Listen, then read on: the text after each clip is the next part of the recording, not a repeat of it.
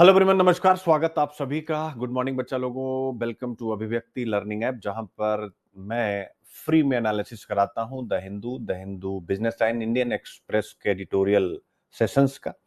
अगर आपको in depth analysis देखना है तो सभी बच्चे मेरे ऐप पर जरूर आए और आप प्ले स्टोर में, ऐप स्टोर में जा करके अभिव्यक्ति लर्निंग ऐप आप डाउनलोड करें और हमारे साथ आप जरूर जुड़ें इस एनालिसिस में। मेरे प्यारे बच्चों, क्या आपने कभी सोचा है कि जिस हिंदुस्तान में खाने का जो स्वभाव है, जो हमारा खाने का नेचर है, खाने की प्रकृति है, उसमें हमारी थाली में अगर दाल ना हो तो हमें खाने का मजा नहीं आता। कहा भी जाता है, खासकर स्टूडेंट लाइफ में, जब मैं इलाहाबाद में पढ़ा करता था तो दाल भात चोखा, डीबीसी एक शब्द होता था कि दाल भात चोखा के बिना तो स्टूडेंट लाइफ पूरी नहीं होती। तो वो जो दाल है, यानी जिस देश की थाली में रोज दाल खाई जाती है या खाने की कामना रहती है, उसके बिना हमारा जो भोजन है वह अधूरा माना जाता है। उसी देश को म्यांमार और ऑस्ट्रेलिया से दाल इंपोर्ट करना पड़ता है, वो भी इस फैक्ट के साथ कि हम सबसे बड़े दालों के उत्पादक हैं पूरे विश्व में और सबसे बड़े इंपोर्टर यानी आयातक भी हैं। यही सवाल आज मेरे प्यारे बच्चों आप सबके सामने रखने जा रहा हूं इस आर्टिकल के माध्यम से। The Indian Express, mission for आत्मनिर्भरता in pulses, a pathway to self reliance and nutritional security. दालों में आत्मनिर्भरता मिशन। आत्मनिर्भरता यानी भारत की, यानी हम इंपोर्ट स्वाभाविक है कम करें या ना करें, और पोषण सुरक्षा का मार्ग भी है, ऐसा यहां पर कहा गया है। मेरे प्यारे बच्चों, प्रधानमंत्री नरेंद्र मोदी ने दालों में आत्मनिर्भरता का मिशन लॉन्च किया। लक्ष्य यही है कि भारत को जो वर्तमान में दालों का उत्पादन है 242 लाख टन से बढ़ा करके 350 लाख टन तक इसका उत्पादन ले जाया जाए और हर एक किसान को इस मिशन के द्वारा लाभकारी मूल्य मिले और वह उसकी इनकम बढ़े। चूंकि हम पढ़ते हैं कि भारत में अधिकतर किसानों के लिए कृषि जीवन निर्वाह का सक्षम स्रोत नहीं रही है। तो आज हम इसी दालों में आत्मनिर्भरता मिशन पर बातचीत करने आपके साथ जा रहे हैं। और मेरे प्यारे बच्चों, ये मिशन जो है, यानी दालों में जो आत्मनिर्भरता का मिशन है, यह किसी नीति से ज्यादा, एक पॉलिसी तो है ही, लेकिन इस पॉलिसी से ज्यादा मैंने कोशिश की है आज के आर्टिकल को एक भूगोल की प्रयोगशाला, ज्योग्राफिकल एक्सपेरिमेंट के साथ जोड़ना। यानी right crop in right zone, और जैसे ही right crop in right zone हम चर्चा करेंगे, ऑब्वियस से ज्योग्राफी आ जाएगा। और ज्योग्राफी के साथ साथ जीएस पेपर 3 इकोनॉमिक्स में एग्रीकल्चर की जो चौथी यूनिट है, जिसे हम कहते हैं क्रॉपिंग पैटर्न, तो वो क्रॉपिंग पैटर्न भी आपके सामने डिस्कस हो जाएगा। और आप कहेंगे सर भौगोलिक रूप से कैसे? तो भौगोलिक रूप से यही कि जो जिस राज्य की जलवायु जिस भी दलहन फसल के अनुकूल हो, हमको उसी को वहां पर विशेष प्राथमिकता देना। जिस जैसे राजस्थान में चना हो गया, महाराष्ट्र में तूर हो गया, बिहार की जो धान हो गई, ये सारी चीजें, इससे ना सिर्फ दालों का प्रोडक्शन बढ़ेगा बल्कि हमारे रेनफेड एरियाज का भी सही उपयोग होगा। यही विशेष में डिस्कस किया गया है। और वैसे भी MS स्वामीनाथन साहब का एक स्टेटमेंट मुझे आता, उन्होंने कहा था, एग्रीकल्चर सक्सीड्स, यानी एग्रीकल्चर सफल होगी कहां? वेयर ज्योग्राफी सपोर्ट्स इट, यानी कृषि वही सफल होगी जहां उस कृषि का भूगोल उसकी मदद करेगा। मेरे प्यारे बच्चों, और यही हो रहा है इस दलहन मिशन के अंतर्गत जो प्रधानमंत्री नरेंद्र मोदी ने प्रारंभ किया है, और जहां नीति, जलवायु और किसान तीनों एक साथ खड़े होकर के भारत को दालों के उत्पादन में आत्मनिर्भर बनाएंगे। और स्वाभाविक रूप से क्रॉपिंग पैटर्न में भी इसके माध्यम से एक बड़ा बदलाव लेकर के आएंगे। GS paper 1 geography, GS paper 2 government policy, सरकारी नीतियां, और जीएस पेपर 3 एग्रीकल्चर इकोनॉमी के निगाह से हम इस विषय पर बातचीत करेंगे। अब आगे बढ़ते हैं। आज का जो दूसरा हमारा टॉपिक होगा पर कैपिटा इनकम पर। द हिंदू बिजनेस लाइन में एक डेटा पॉइंट आया हुआ है और ये डेटा पॉइंट बड़ा मजेदार, इसको आप समझिए, इसमें किस चीज की चर्चा की गई, जरा ऊपर देखिएगा। भारत की प्रति व्यक्ति आय 2031 तक $5,000 के पार हो जाएगी। ऑब्वियस है 5,000 से ज्यादा हो जाएगी 2031 तक। अब आपको अच्छे से पता है जीडीपी ग्रोथ के 4 इंजन होते हैं। जीडीपी ग्रोथ के 4 इंजनों में आप सब रट गए होंगे मेरे प्यारे बच्चों, जो सबसे मजबूत इंजन है वो इंजन कौन सा है? आप कहेंगे सर सबसे जो मजबूत इंजन है वो कंजम्पशन का है। इंडिया की इकोनॉमी में 4 इंजन है, जिसमें से चौथा इंजन तो बिल्कुल बेकार है, क्योंकि हम एक्सपोर्ट कम करते हैं, इंपोर्ट ज्यादा करते हैं, यानी एक्सटर्नल सेक्टर। 3 ही सेक्टर से इंडिया की इकोनॉमी ड्रिवन होती है, जिसमें 2 ही माई बाप है। इकोनॉमी के 93% के आसपास शेयर इनका होता है, 91 से 93% के बीच में, जिसे हम इन्वेस्टमेंट कहते हैं। ग्रॉस फिक्स्ड कैपिटल फॉर्मेशन 33 रुपया और 60 रुपए जीडीपी का में कंजम्पशन का हिस्सा होता है। तो ये उसी कंजम्पशन के साथ जुड़ा हुआ विषय है। यानी मेरे प्यारे बच्चों, अगर 2031 तक हर भारतीय की औसतन कमाई, जैसे डेटा आपके सामने कि $5,000, यानी अगर रुपए में देखें तो लगभग आज के रेट से 4.5 लाख रुपए पार कर जाएगी, यानी 4.4 लाख रुपए एग्जैक्ट पार कर जाएगी। तो एक बहुत बड़ी बात है जिसके बारे में आज हम लोग चर्चा करने जा रहे हैं, और इसका इंपैक्ट क्या होगा। यानी भारत अब बचत करने वाला देश, अभी तक क्या होता था कि हम हिंदुस्तानियों की एक बचत, एक सेविंग की प्रवृत्ति होगी, लेकिन जब ज्यादा पैसा होगा तो क्या होगा, तो बचत करने वाला देश अब खर्च करने वाले देश के रूप में बदल रहा है, और आगे और तेजी के साथ बदलेगा। और यह रिपोर्ट जिसने निकाली उसका नाम है फ्रैंकलिन टेम्पल्टन। तो फ्रैंकलिन टेम्पल्टन की रिपोर्ट क्या कहती है, वो यही कहती है कि भारत की पर कैपिटा इनकम इतनी तेजी से बढ़ेगी कि भारतीय समाज नेसेसिटी बेस्ड, यानी आज हमें क्या नेसेसिटी, यानी हमें कुछ कॉमन मिनिमम चीजें वो चाहिए। तो यह रिपोर्ट कहती है पर कैपिटा इनकम इतनी तेजी से बढ़ेगा कि भारत नेसेसिटी बेस्ड समाज से यह एस्पिरेशन बेस्ड बन जाएगा, आकांक्षी। नेसेसिटी का मतलब कि भाई हमें एक स्कूटी मिल जाए, एस्पिरेशन का मतलब हमें स्कूटी के साथ कार भी चाहिए। ये हो जाएगा, यहां पर ये बात निकल करके आ रही इस रिपोर्ट में। यानी अब जो खर्च किया जाएगा हिंदुस्तानियों के द्वारा, वो सिर्फ जरूरतों पर नहीं खर्च किया जाएगा, बल्कि ब्रांड्स पर खर्चा किया जाएगा, घूमने टहलने यानी एक्सपीरियंस पर, टूरिज्म पर खर्चा किया जाएगा, और लाइफ स्टाइल पर, अच्छे कपड़े, अच्छे गहने, इन सब पर पैसा और खर्चा होगा। 1950 का इसमें जिक्र किया गया है और कहा गया है, यानी ये पूरा डेटा पॉइंट है बच्चों। तो इस डेटा पॉइंट में आप देख सकते हैं 1 2 3। 1950 में जहां सिर्फ 15% खर्च गैर जरूरी चीजों पर, गैर जरूरी मतलब जो रोटी कपड़ा और मकान से अलग होता है, जिसे हम कह सकते हैं कि इंसान के अपने जीवन की लग्जरी।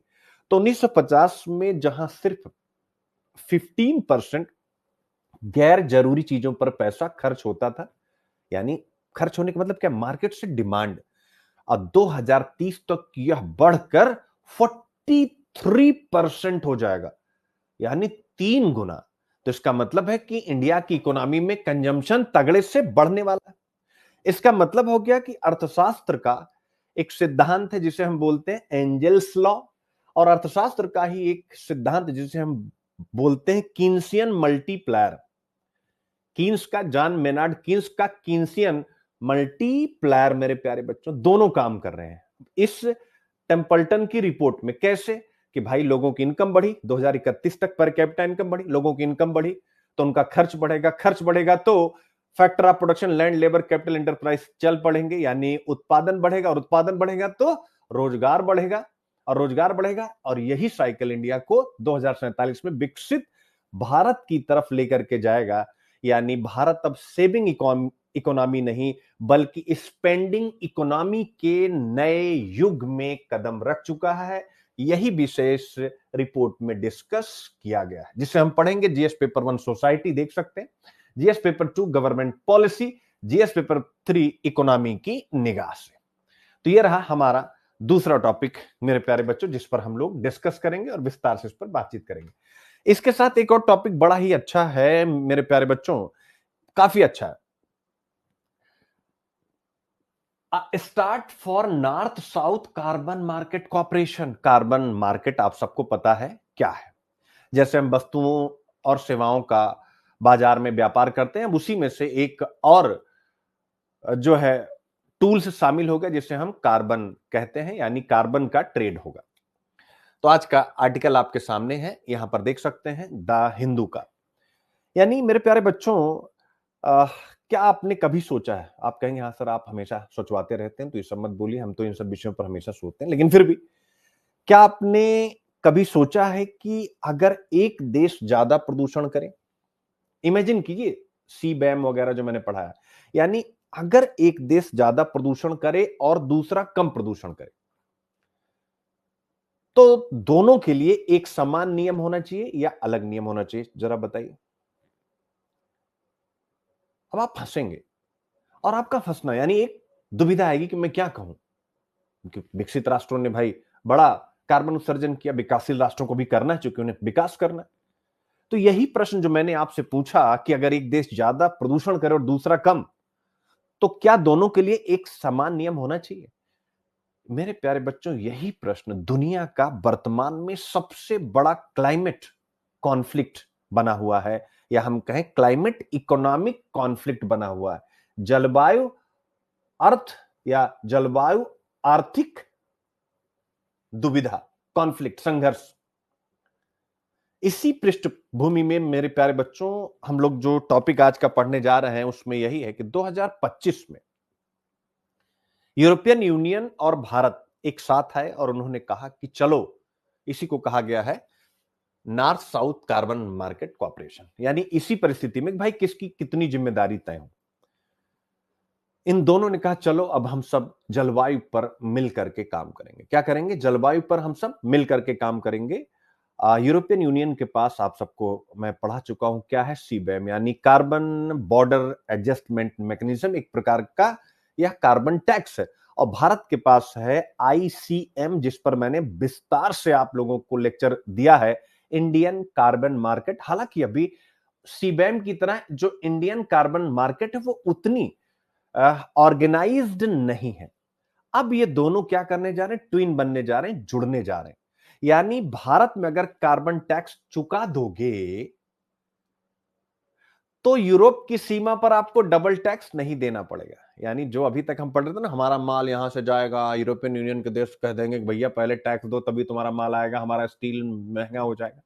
अब दोनों साथ आ रहे हैं कि चलो भाई, अगर भारत में ही आपने कार्बन टैक्स चुका दिया है तो आप सीबैम आप पर नहीं लगेगा। यानी एक प्रकार से डबल कार्बन अवॉइडेंस टैक्स है, आप ऐसा समझ सकते हैं।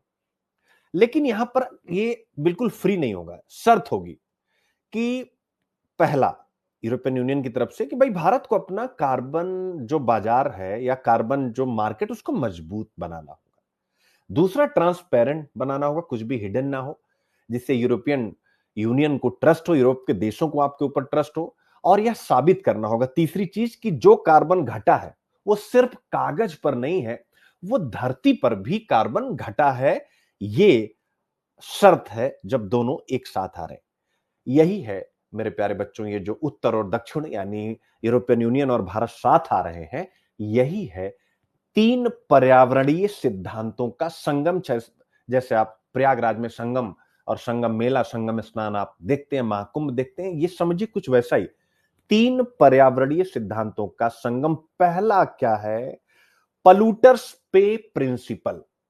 यानी यह जो दोनों एक साथ आ रहे हैं और भारत के ऊपर जो शर्तें लगाई गई हैं, क्या है? यानी पलूटर्स पे प्रिंसिपल पर यह काम कर रहा है कि भैया अगर जिसने भी, पलूटर्स पे प्रिंसिपल का मतलब कि जो प्रदूषित करे वो कीमत चुकाए। तो इंडिया में भी जो फैक्ट्री, जो कंपनी प्रदूषण फैलाएंगी वो कार्बन टैक्स देंगी। यूरोपियन यूनियन सबका रिकॉर्ड चेक करेगा और जो बेहतर करेंगी स्वाभाविक उन पर कार्बन बॉर्डर टैक्स नहीं लगेगा। पहला सीबीडीआर। सीबीडीआर का मतलब क्या हो गया कि भाई कॉमन बट डिफरेंशिएटेड रिस्पॉन्सिबिलिटी का जो क्लाइमेट जस्टिस का सिद्धांत है।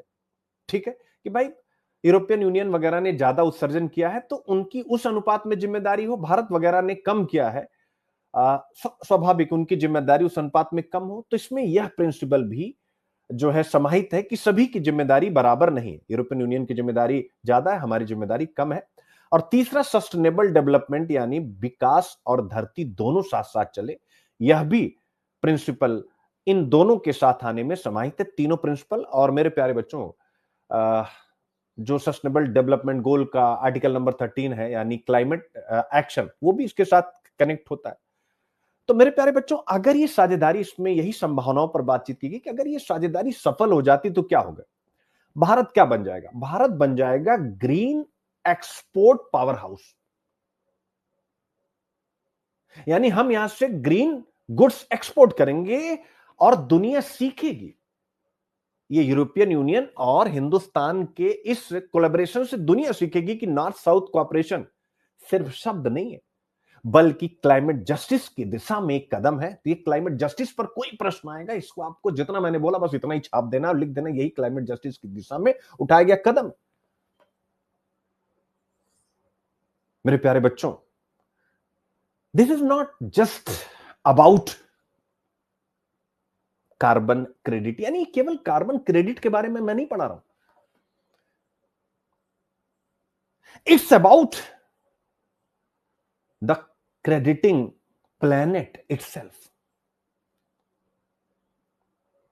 तो ये विषय हम लोग डिस्कस करेंगे। क्लाइमेट जस्टिस जहां मर्जी यूज करिए। जीएस पेपर 4 में एनवायरमेंटल इथिक्स क्या है, एक प्रश्न आपसे पूछा हुआ, ये तो हो गया। एनवायरमेंटल इथिक्स भी आपसे पूछ चुका है।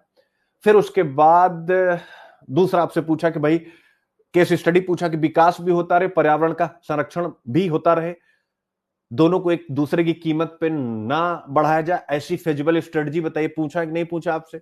ऐसी साध्य रणनीति बताइए भाई विकास भी ना रुके और पर्यावरण का संरक्षण भी हो। आप कहेंगे इससे बेहतर क्या हो सकता है? फेजिबल स्ट्रेटजी है कि नहीं मेरे प्यारे बच्चों? तो देखिए, यूपीएससी यही है, कहीं से कुछ भी। धारित आर्थिक विकास के लिए पारिस्थितिकियों पर्यावरण का परिरक्षण आवश्यक है। सस्टेन्ड इकोनॉमिक ग्रोथ चाहिए तो इकोलॉजी एनवायरनमेंट का कंजर्वेशन इंपॉर्टेंट है। यूपीएससी का निबंध आप जितना मैंने बताया चिपका दीजिए भूमिका में, यही है। सस्टेन्ड इकोनॉमिक मॉडल का एक एग्जाम्पल आपके सामने आता है। इकोलॉजिकल कंसिडरेशन पारिस्थितिक विचार विकास में बाधक हो या आवश्यक नहीं है, तो भैया ये इकोलॉजिकल कंसिडरेशन ही तो है, यानी पारिस्थितिक विचार, यानी पर्यावरण को संरक्षित करने का ये विचार ही तो है जो उत्तर दक्षिण कार्बन बाजार हमारे सामने आ रहा है, जिसमें भारत का यूरोपियन यूनियन का सीबैम है और हमारा आईसीएम है। तो बस यही है यूपीएससी, ऐसा कुछ भी नहीं है मेरे प्यारे बच्चों जो आपको ये लगे कि दुनिया बड़ी गोल है, ऐसा है वैसा है, कुछ नहीं है। दुनिया जियोड है। तो ये GS paper 2 IR government policy, GS paper 3 economy environment सबके साथ कनेक्टेड है, यहां पर आप देखें। और फिर इसके बाद आता है अगला टॉपिक, और ये जो मैं फॉर्मेट अभी आपको करा रहा हूं ये आपको बड़ी मदद करेगा अगर आप सब इस बात से एग्री करेंगे। जब आपका ये जो मैंने नया पैंतरा बदला है ना, आपने देखा होगा कि स्टार्टिंग में ही मतलब टॉपिक को पूरा एलोबरेट कर देता हूं, ठीक है। तो ये जो मैंने पैंतरा बदला ना, मैं क्लास का पैंतरा हमेशा से बदलता रहता हूं।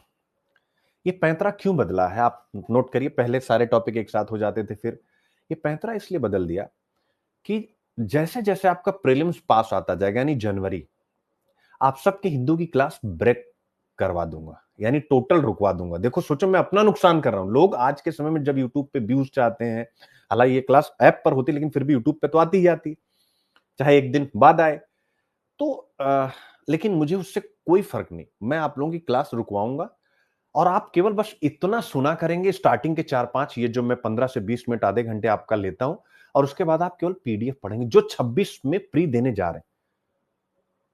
तो जब पीडीएफ पढ़ेंगे तो पीडीएफ में डिटेल में नहीं जाना, जो हम प्रीलिम्स का क्वेश्चन दे रहे हैं केवल वो पढ़ना है और न्यूज पढ़ना है, और यहां मैं सारा मुद्दा खोल के रखूंगा, क्योंकि जो भी टर्म वगैरह होते हैं वो मैं प्रीलिम्स में क्वेश्चन पूछा ही जाता है।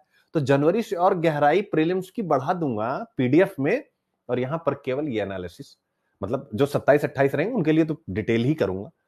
तो ये मैं 35 बार इतना इसलिए बदल रहा हूं क्योंकि आपको प्रीलिम्स करना पड़ेगा, नहीं करोगे समझ सकते हो आप, फिर अगली साल आप नोट कर लेना, आपका घर वाले कितना भी सपोर्ट करके अगर इस साल तुम फेल हो गए ना, आप विश्वास रखो कि क्या नहीं हो जाएगा, समझ रहे हो, क्या नहीं हो जाएगा, 2 साल पीछे चले जाओगे, जिंदगी बर्बाद। अब अगला टॉपिक आता है बिहार का। अब चूंकि बिहार का इलेक्शन है तो ऑब्वियस है बिहार की चर्चा, जहां का भी इलेक्शन होता है वहां की चर्चा होती है। तो एक डेटा है मेरे प्यारे बच्चों, बिहार को वर्तमान में भारत की युवा राजधानी कहा जाता है। यानी युवा राजधानी का मीन्स कि डेमोग्राफिक डिविडेंड इस समय सबसे ज्यादा अगर कहीं पर, यानी सबसे ज्यादा युवा कहीं पर है, कार्यशील आबादी कहीं पर है, तो वो बिहार में है। लेकिन क्या आप जानते हैं, और जानते ही होंगे, कि वही बिहार जो युवा राजधानी है, यूथ कैपिटल है हिंदुस्तान की, ह्यूमन डेवलपमेंट इंडेक्स एसडीआई के लगभग पैरामीटर्स पर, इनफैक्ट एसडीआई अपने आप में एक पैरामीटर, इसके अलावा भी जितने पैरामीटर हैं उन सब में देश में सबसे नीचे। आज वही डेटा पॉइंट ये दिया गया है। बिहार में इलेक्शन का टाइम है, मैंने इसको, जो मेरे मेंस के बच्चे हैं 70वीं बीपीएससी में, उन उस ग्रुप में भी मैंने ये सब डाला, इसीलिए कि आप सब इन सब को देखिए। और चलिए, आप स्टूडेंट हैं, नहीं कर पाएंगे, लेकिन ये सब विचार दिमाग में आपके रहेंगे तो आने वाले समय में बिहार में बदलाव होगा। यार, आजादी के 75 वर्ष 77 वर्ष हो गए और बिहार में यूथ इतना ज्यादा है, यूथ की कैपिटल है, यूथ सोच नहीं रहा। आप चिंतन कीजिए। यानी मेरे प्यारे बच्चों, जो इसमें डेटा है ना, अगर मैं आपके सामने रखूं तो आप रो देंगे। 61% महिलाएं, मैं नहीं बोल रहा हूं, ये सारी जो रिपोर्ट्स हैं ये कोई ऐसी वैसी रिपोर्ट नहीं है। 61% महिलाएं कभी स्कूल नहीं गई। हर तीसरा बच्चा ठिगना है, बेस्टेड है, स्टंटेड। मैं नहीं कह रहा हूं, ग्लोबल हंगर इंडेक्स रिपोर्ट करिए, अभी ये सब रिपोर्ट्स है, कोई आर्टिकल राइटर नहीं किसी पार्टी का किसी का, वैसे भी हिंदू अखबार है ये, जो सरकार का समर्थन थोड़ा कम ही करता है। 61% महिलाएं कभी स्कूल नहीं गई, हर तीसरा बच्चा बेस्टेड स्टंटेड है, और पर कैपिटा इनकम सिर्फ 60,000 रुपए है, जबकि तेलंगाना की, मेरे प्यारे बच्चों, 3.5 लाख है। अब मैं फिर आपको यहां लेके आता हूं, जो बिहार वाले बच्चे हैं, इस आर्टिकल के साथ उस आर्टिकल को आप कनेक्ट करके पढ़िएगा। अगर केवल ये पढ़ेंगे कि चुनावी राज्य बिहार अधिकांश सामाजिक और आर्थिक संकेतकों में सबसे निचले पायदान पर है, तो आपको हल्के से पढ़ के निकल जाएंगे। हाँ सुनील सर क्या पढ़ा रहे हैं, ये तो सब हमको पता है, लेकिन सुनील सर जो यूनिकनेस है वो यही है। ये जो डेटा आया है ये भारत की पर कैपिटा इनकम के बारे में है, 2031 तक क्या होने जा रहा है।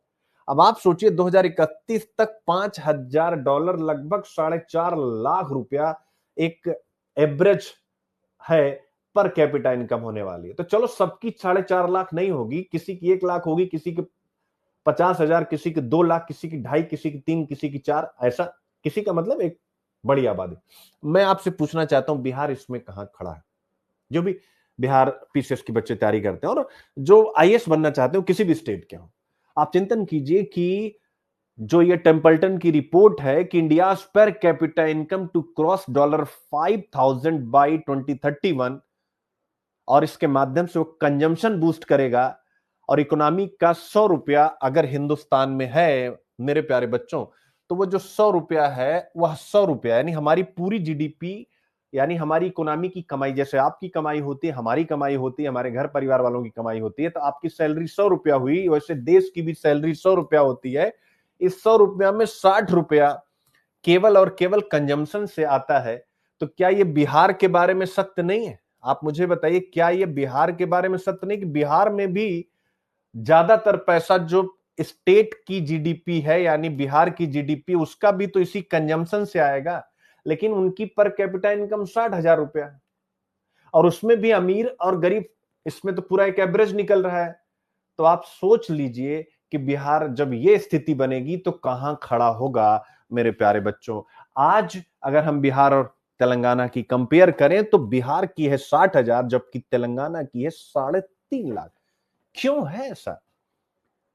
क्योंकि बिहार का विकास अब भी सड़क और बिजली तक सीमित है। लोग कहते हैं खूब अच्छी सड़कें बन गई हैं, बिजली आ गई, पर असली विकास क्या होता है बच्चे? कितनी बार आपको पढ़ाया हो, हर तीसरा बच्चा अगर बेस्टेड है, स्टंटेड है मेरे प्यारे बच्चों, तो युवा राजधानी प्रोसेस ऑफ डेप्रिविएशन की राजधानी हो जाएगी नहीं। एक टर्म और आपकी डिक्शनरी में डाल रहा हूं, प्रोसेस ऑफ डेप्रिविएशन आपने पढ़ा है, आज मैं आपको एक नया टर्म दे रहा हूं, the capital of process of डेप्रिविएशन।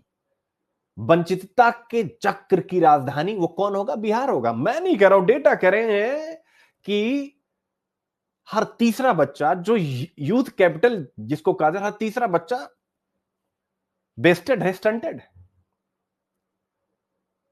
तो प्रोसेस ऑफ डिप्रीविएशन कहां आएगा? बिहार में आएगा। एक पीढ़ी, प्रोसेस ऑफ डिप्रीमिएशन, एक पीढ़ी अगर वंचित है तो अपनी अगली पीढ़ी को क्या नहीं दे पाएगी जो बिहार की नीड है। लेकिन आजकल तो लोग क्या ही, कितनी प्रशंसा गडकरी साहब की होती है, और अच्छी बात है, बहुत अच्छी बात है। गडकरी साहब की प्रशंसा के साथ कुछ हेल्थ और एजुकेशन के मिनिस्टर होते हैं, आखिर उनकी भी तो प्रशंसा होनी चाहिए ना। क्योंकि मेरे प्यारे बच्चों, विकास केवल बिजली नहीं, केवल सड़क नहीं। सड़क आप बनवा दीजिए, उस सड़क पे मैंने पहले भी आप लोगों के साथ लेक्चर किया था, उस सड़क पर जब कोई इकोनॉमिक एक्टिविटी हो नहीं रही है, लोग जा नहीं रहे कि टोल टैक्स वसूल लिया जाएगा, तो ऐसी सड़क का क्या फायदा? सड़कें खाली हो, ऐसी सड़क का क्या फायदा? सड़कें वो होनी चाहिए जो इकोनॉमी को सांस दे सके। अर्थव्यवस्था में डिमांड और सप्लाई, जैसे हम सांस लेते हैं ना, लिया छोड़ा, वैसे ही डिमांड और सप्लाई अर्थव्यवस्था की या इकोनॉमी का ब्रीदिंग पैटर्न है। तो इकोनॉमी का ब्रीदिंग पैटर्न उन सड़कों पर चले, उस बिजली का उपयोग हो। लेकिन उस बिजली का उपयोग बिहार में कहां होगा? इंडस्ट्री है नहीं। अभी मैंने खुद ही पढ़ा है मखाना वाला पूरा केस। प्रोसेसिंग यूनिट पंजाब में है, असम में है। बिहार के लोग अपने ही मखाना की प्रोसेसिंग यूनिट में पंजाब में, असम में काम कर रहे हैं, विपरीत परिस्थितियों में काम कर रहे हैं। तो प्रश्न यही है कि ऐसा क्यों है? सामाजिक आर्थिक संकेतकों में सबसे निचले पायदान पर, क्योंकि चिंतन नहीं हुआ। चिंतन क्या? सड़कें और बिजली हमें चाहिए। अरे भाई, सड़कें और बिजली चाहिए, अच्छी बात है, लेकिन सड़कें और बिजली से कम महत्वपूर्ण नहीं है एजुकेशन, हेल्थ और अपॉर्चुनिटी। लिख लीजिएगा, education, skill, health and opportunity. ये चार चीजें कहां है? गायब है ये। मेरे बच्चों, इकोनॉमिक्स और जितने भी अर्थशास्त्री, अगर आप उनको पढ़ेंगे ना और डीपली पढ़ेंगे, तो जितने भी इकोनॉमिस्ट हैं, इकोनॉमिक्स से उनकी मूल थ्योरी क्या है, और लगभग सब मानते हैं कि ह्यूमन कैपिटल ही ग्रोथ का इंजन होता है। ह्यूमन कैपिटल यानी मानव पूंजी है। आप जापान का एग्जांपल मैं हमेशा आपके सामने रखता हूं। ह्यूमन कैपिटल यानी मानव पूंजी, यानी मानव एक यूनिट उत्पादन के बजाय 2 यूनिट उत्पादन पर डे करने लग जाए। यह बिहार में कमजोर इंजन है, यानी बिहार में ह्यूमन कैपिटल नहीं। तो 4 इंजन जो होते हैं उनमें से, या हम कहें उन इंजन को ताकत देने वाला जो ड्राइवर होता है ह्यूमन, वो तो वहां वीक है। आप समझ गए? तो जो कीन्सियन मल्टीप्लायर का सिद्धांत है मेरे प्यारे बच्चों, कीन्स का, जॉन मेनार्ड कीन्स का मैंने सिद्धांत पढ़ा था ना, मल्टीप्लायर इफेक्ट, यानी हम 1 रुपया लगाते हैं तो क्या होता है, उसको बोलते हैं मल्टीप्लायर इफेक्ट। तो कीन्सियन इकोनॉमिक्स क्या कहता है, कीन्सियन प्रिंसिपल क्या कहता है कि अगर हम हेल्थ और एजुकेशन पर रुपया 1 खर्चा करते हैं तो विकास कई गुना होता है। मेरे प्यारे बच्चों, चलिए, एक तो ये हो गया। अब बिहार की एक और विडंबना, चूंकि अंदर मैं डिटेल में बिहार वाला टॉपिक मैं आपको पीडीएफ में कंटेंट दे दूंगा, इतना मैं इसलिए बता दे रहा हूं कि अंदर मुझे फिर से ना पढ़ाना पड़े। यही बातें हैं वहां पर, क्वेश्चन आंसर मैंने कर दिया। बीपीएससी वाले बच्चे जो 71th वाले, इसको पढ़ लेंगे। तो चलो, ये बात तो हो गई। अब जरा दूसरी बात को पकड़िए टपाक से। दूसरी बात क्या है? अभी मैंने क्या बोला कि सड़क और बिजली तो है भाई, बिहार वाले खूब खुश होंगे, सड़क बिजली। लेकिन एक और डेटा है जो चौंकाएगा आपको, जो मैं अक्सर, अगर आपको याद हो, मैं हमेशा बिहार का बना जिक्र किए, लेकिन देश के संदर्भ में बात करता हूं। ठीक है, सड़कें आप बना रहे हैं, लेकिन सड़कों पर कितनी इकोनॉमिक एक्टिविटी हो रही है, यह भी तो केंद्र एवं राज्य सरकारों को सोचना चाहिए। और कोऑपरेटिव फेडरलिज्म अच्छी बात है, लेकिन उससे भी ज्यादा इकोनॉमिक फेडरलिज्म की इस देश को जरूरत है। यानी कुछ भी हो जाए, केंद्र एवं राज्य में किसकी सरकार है मैटर नहीं होता, मैटर होता है कि आर्थिक मुद्दों पर सब एक ढंग से काम कर रहे हैं, जैसे हमने जीएसटी के संदर्भ में किया। अब आइए जरा उस आंकड़े पर। बिहार में एनर्जी का जो कंजम्पशन है वो सबसे कम है। अब बताइए, ऐसी बिजली क्या फायदा? यही तो मैं कह रहा हूं ना, बिजली दे रहे हो, बिजली का उपयोग क्या है? सड़क दे रहे हो, सड़क का उपयोग क्या है? तो सड़क का डेटा तो इसमें नहीं है, लेकिन मेरे बच्चों, एनर्जी कंजम्पशन का डेटा है। पूरे देश में सबसे कम एनर्जी का कंजम्पशन बिहार में होता। वाई? भाई, कोई इंडस्ट्री है ही नहीं, सर्विस सेक्टर है ही नहीं। अब है ना का मतलब, ठीक है ना, 70% में तो एग्रीकल्चर ही है। इसका मतलब इंडस्ट्री लगाइए, इसका मतलब सर्विस सेक्टर को और डेवलप कीजिए, और एनर्जी कंजम्पशन कम होना एक दृष्टि से फायदेमंद भी होता है। ये तो मैंने वहां पर इंडस्ट्रियल डेवलपमेंट से जोड़ा कि भाई जब फैक्ट्री है ही नहीं तो बिजली की खपत कहां होगी, लेकिन इसका एक पॉजिटिव एस्पेक्ट भी होता है कि अगर एनर्जी कंजम्पशन कम है तो इसका मतलब है कि हम इस एनर्जी को ग्रीन बना सकते हैं। पानी की सुविधा है ही, ग्रीन डेवलपमेंट का देश का मॉडल बन सकता है बिहार। बिजली का की खपत कम है अभी की स्थिति के हिसाब से, तो हम जो है ग्रीन एनर्जी पर ही ज्यादा काम करें। तो मेरे प्यारे बच्चों, आप सब इंटरव्यू में या कहीं पर भी जो बिहार पीसीएस की तैयारी कर रहे हैं, आप अगर आपसे पूछता है कि बिहार का विकास कैसे होगा, तो ऑब्वियस है आपको एक ही लाइन बोलनी है कि बिहार का जो भविष्य है वो यूथ में है, वो युवाओं में है। क्यों? क्योंकि बिहार डेमोग्राफिक डिविडेंड में देश में नंबर 1 पे है। बिहार यूथ कैपिटल है, और ये तभी हो पाएगा जब हम इस बिहार के यूथ को स्कूल भेजेंगे, और तभी आत्मनिर्भरता भी आ पाएगी बिहार के अंतर्गत। आई होप आप समझ गए। तो ये आज के 4 आर्टिकल बहुत बेहतरीन, और इसी विषय पर हम लोग मिल करके विस्तार से चर्चा करेंगे। तो पहला टॉपिक आपके सामने आता है, दलहन में आत्मनिर्भरता मिशन, इसका उद्देश्य, दालों का उत्पादन कैसे बढ़ाना है और क्यों बढ़ाना है, इस विषय पर हम चर्चा करेंगे। बच्चों, दालों का उत्पादन, मैं कहता हूं कि आपको पढ़ने की जरूरत नहीं। दालों का उत्पादन एक्चुअल में बढ़ाना क्यों है? अरे भैया, अभी आपने पढ़ा बिहार में वेस्टेड, यानी हर तीसरा बच्चा ठिगना है, स्टंटेड है। तो वो स्टंटेड है, तो इसका मतलब उसका जो माइंड, उसकी जो बॉडी है, स्वाभाविक है जिस प्रकार की ग्रोथ लेनी चाहिए एक हेल्दी बच्चे की, वो नहीं ली। तो इसका मतलब वो केवल कमजोर नहीं है, वो उसका जो लर्निंग आउटकम होगा वो भी कमजोर होगा। लर्निंग आउटकम मतलब केवल पढ़ाई नहीं, वो खेती का भी काम करेगा तो बेहतर नहीं कर पाएगा। तो न्यूट्रिशन की जरूरत है, चाहे बिहार हो चाहे पूरा देश, और वही इसका भी लक्ष्य है। तो न्यूट्रिशन के हिसाब से भी हम देख सकते हैं। तो भारत सरकार ने, मेरे प्यारे बच्चों, आप यहां पर देख सकते हैं, इस न्यूज को एक बार आप जरा देखें और इसको समझें कि भारत सरकार ने 11 अक्टूबर 2025 को, आप लोग पढ़िए बच्चों, इसको आप लोग पढ़िए, ठीक है, और फिर मैं आता हूं इस विषय पर चर्चा करता हूं आपके साथ, ठीक है। यानी ये हो गया भारत सरकार का एक मिशन। उद्देश्य आत्मनिर्भरता, जिससे आयात पर निर्भरता घटे और किसानों की आय में वृद्धि हो। तो 2017 का वह निबंध यहां चिपका दीजिए जो यूपीएससी ने आपसे पूछा था। भारत में अधिकतर किसानों के लिए कृषि जीवन निर्वाह का सक्षम स्रोत नहीं है। अगर 26 और 27 में ऐसा ही प्रश्न कुछ रिपीट होता है जीएस पेपर 3 इकोनॉमिक्स में या फिर ऐसे में फिर से, तो आपके पास ऑप्शन है या, बिल्कुल सही बात है। और इसीलिए भारत सरकार बहुत सी नीति स्कीम पर काम कर रही है, और उसी में से एक स्कीम है ये। तो एक तो आप इसको डायरेक्ट यूज कर लीजिएगा सबसे पहले, ठीक है ना। फिर इसके बाद आपके सामने ओवरऑल इंडिया का ये देख सकते हैं एक मैप है। आप देख सकते हैं pulses production in India, the maps daily के सोर्सेस से मैंने लिया है। एक बार मैं स्क्रीन शेयर कर रहा हूं, चूंकि मैं केवल बोलता जाऊंगा, आप इसके द्वारा यहां पर देख सकते हैं किस राज्य में कहां कितना उत्पादन हो रहा है। सोर्स है handbook of statistics on Indian states. आप इसको बहुत अच्छे से पढ़ लीजिएगा, ठीक है। और number 1, number 2, number 3, number 4, number 5 और नंबर, इस प्रकार से असेंडिंग ऑर्डर, डिसेंडिंग ऑर्डर, दोनों में इसको आप क्या करिएगा, याद कर लीजिएगा। ठीक रहेगा बच्चों? पल्सेस प्रोडक्शन इन इंडिया, ठीक हो गया मेरे बच्चे? अरे बेटा गीता कुमारी, यूथ, अरे यूथ को खुद भी तो काम करना पड़ेगा भाई। जो यूथ पढ़ लिख रहे हैं, मैं जरा एक मिनट पीडीएफ अपलोड करूं, जो यूथ पढ़ लिख रहे हैं उनकी भी तो कुछ जिम्मेदारी है ना बच्चे। बड़ी मेहनत करने की जरूरत है। आप आज जो हम लोग बातचीत करते हैं कि यूपीएससी का रिजल्ट क्यों खत्म हो रहा है, इसलिए नहीं क्योंकि हम हर एक बच्चे को एक ही निगाह से देख रहे हैं, किसकी क्या स्ट्रेंथ है, क्या इसके हिसाब से देखा गया है। ऐसे ही बिहार नहीं, पूरा देश, इनफैक्ट अफ्रीकन कंट्रीज, हमें अलग अलग रणनीति अलग अलग बनानी पड़ेगी। और इसके लिए सुनील अभिव्यक्ति या दुनिया के किसी भी टीचर विद्वान की जरूरत नहीं। अरे भाई हमने खुद ही सीखी। अपने जो पीछे के आपने कार्य किए हैं, आपने क्या काम किया है।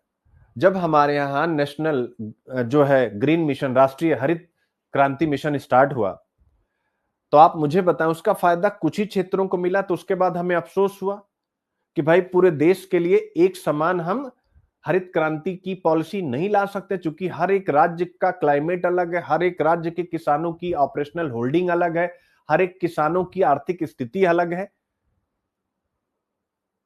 ठीक है ना। लेकिन क्या हम सीख रहे हैं वहां से? हमारे यहां सीखने का तो पैटर्न ही नहीं। Courage to accept and dedication to improve by two keys to success केवल निबंध लिख करके पास होने के लिए, ये कहीं नहीं है। तो यही तो हर एक जगह है, चाहे बिहार का विकास हो चाहे देश का विकास हो। गलत कह रहा हूं मैं? आप मुझे बताएं। तो कहने का मतलब है बच्चों कि चीजें सब ऐसे ही हैं। अब मैं एक मिनट पीडीएफ अपलोड कर दूं। कल बच्चे कह रहे थे कि पीडीएफ अपलोड कर रहे थे तो सर और मजा आ रहा था। एक सेकंड बस।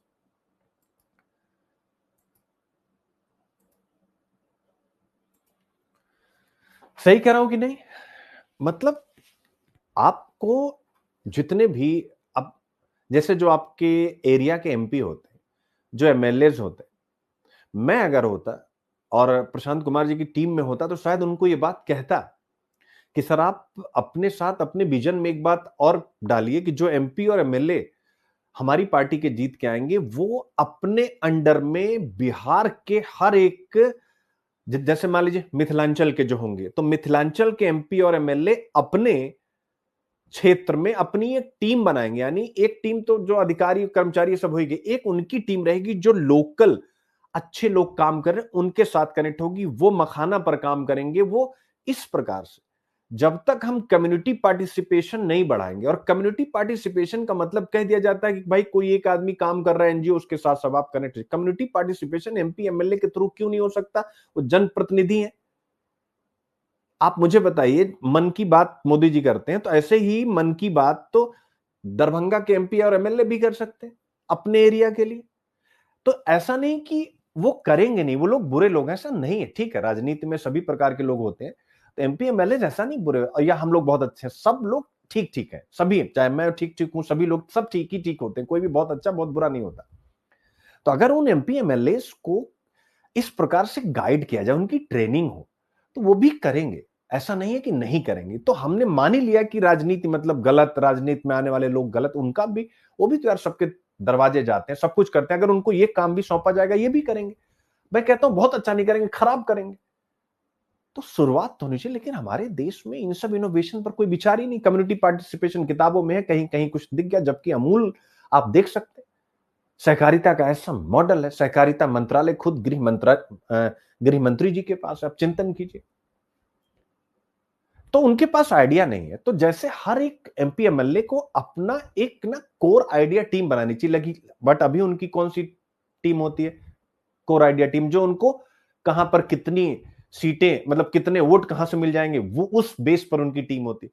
वो भी रहे, लेकिन उसके साथ उनके ऊपर उनके जो सेंट्रल लीडर्स होते हैं उनकी, या जो स्टेट के जो टॉप लीडर्स होते हैं, वो बाइंड कर दें, बाध्य कर दें कि तुम्हें ये करना पड़ेगा, और अगली बार तुम्हारा जो टिकट मिलेगा इसी बेस पर मिलेगा, इसी रैंकिंग पर मिलेगा। तो एमपी एमएलए की भी तो रैंकिंग होनी चाहिए। केवल देश की रैंकिंग निकाल के देश की बदनामी कराएं, बिहार की रैंकिंग निकाल करके, बिहार हर एक रैंकिंग में अभी आप पढ़ेंगे सब में वो निचले पे है, नंबर 28 पे है, हर एक रैंकिंग में। तो ये बिहार की बदनामी है। लेकिन क्या ये बिहार की बदनामी है? क्यों भाई, बिहार की क्यों बदनामी है? बिहार तो एक सिंबल है, उसके जो एक्टर्स हैं, एमपी एमएलए की भी तो जिम्मेदारी होनी चाहिए कि आप 28वें पे हैं। चिंतन कीजिए आप। तो ये बहुत बड़ा, आखिर इतना बड़ा राज्य, और एजुकेशन में, हेल्थ में, जो कभी भारत की नींव हुआ करता था, आज इतना पिछड़ा कैसे? 75 साल हो गए। अब ये मत कहिए कि इनका राज था उनका राज था। सोसाइटी को भी तो खुद भी काम करना पड़ेगा ना बच्चे, ठीक है? मेहनत करनी पड़ेगी, अच्छे लोगों को आगे लाना पड़ेगा। लेकिन आपके बिहार में क्या है ना, रील वालों को आगे लाते हैं आप लोग।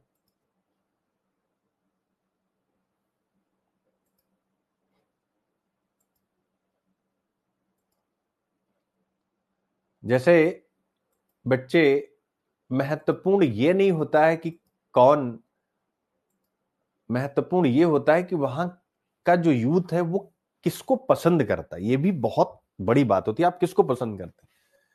आप सामान्य लोगों को पसंद करेंगे जिनके पास एनालिसिस कम है, तो आप उसी प्रकार के अधिकारी बनेंगे। अगर आप अच्छा एनालिसिस पसंद करते हैं, आपकी लाइफ में अच्छे लोग हैं, तो आप उसी प्रकार का अधिकारी बनेंगे। तो कहीं ना कहीं चीजें बहुत हैं और आप लोगों को उस पर काम करना होगा। चलिए, तो ये आ गया आपका पहला टॉपिक, दलहन में आत्मनिर्भरता मिशन। न्यूज आप सबने पढ़ी है। एक बार पहले इसका आईक्यू आईपी कर लेते हैं, जीएस पेपर 3 इकोनॉमी। ये इसलिए करा चूंकि प्रीलिम्स का समय आ गया है बच्चों, ये भी याद रखिएगा, प्रीलिम्स का समय आ गया है। तो मेरी पर्सनल मेंटरशिप में एक बच्चा है नीतीश, उसने मुझे कल मैसेज किया था, अच्छा लड़का है।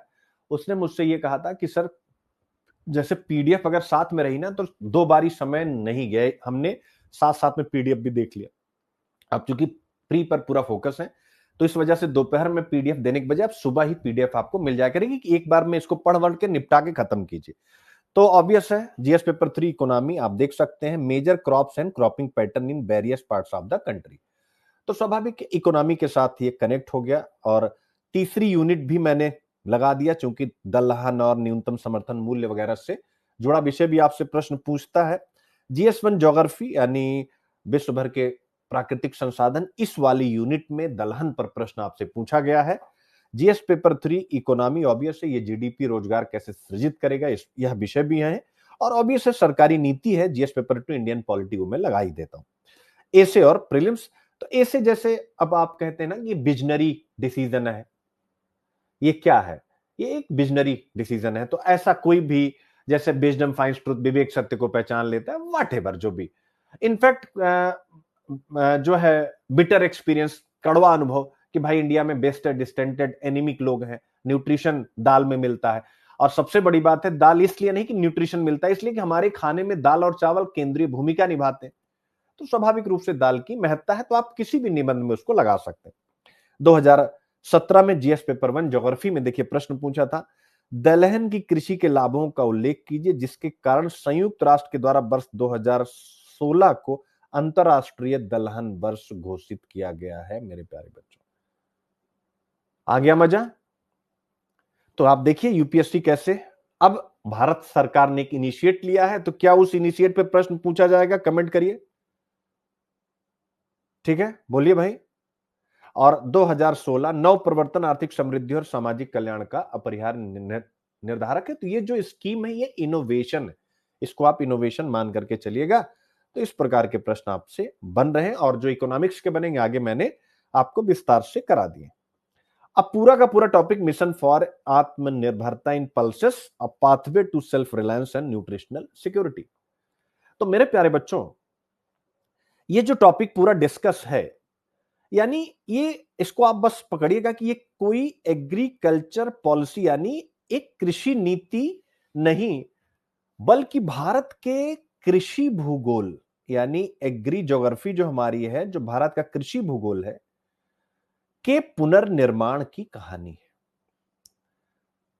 यानी कि एग्रीकल्चर किया जाएगा भूगोल के हिसाब से, सिंपल यही बात कही गई है। और इसका नाम आपके सामने आ गया, बताने की जरूरत नहीं, मिशन फॉर आत्मनिर्भरता इन पल्सेस। यहां तक पिक्चर क्लियर है बच्चों?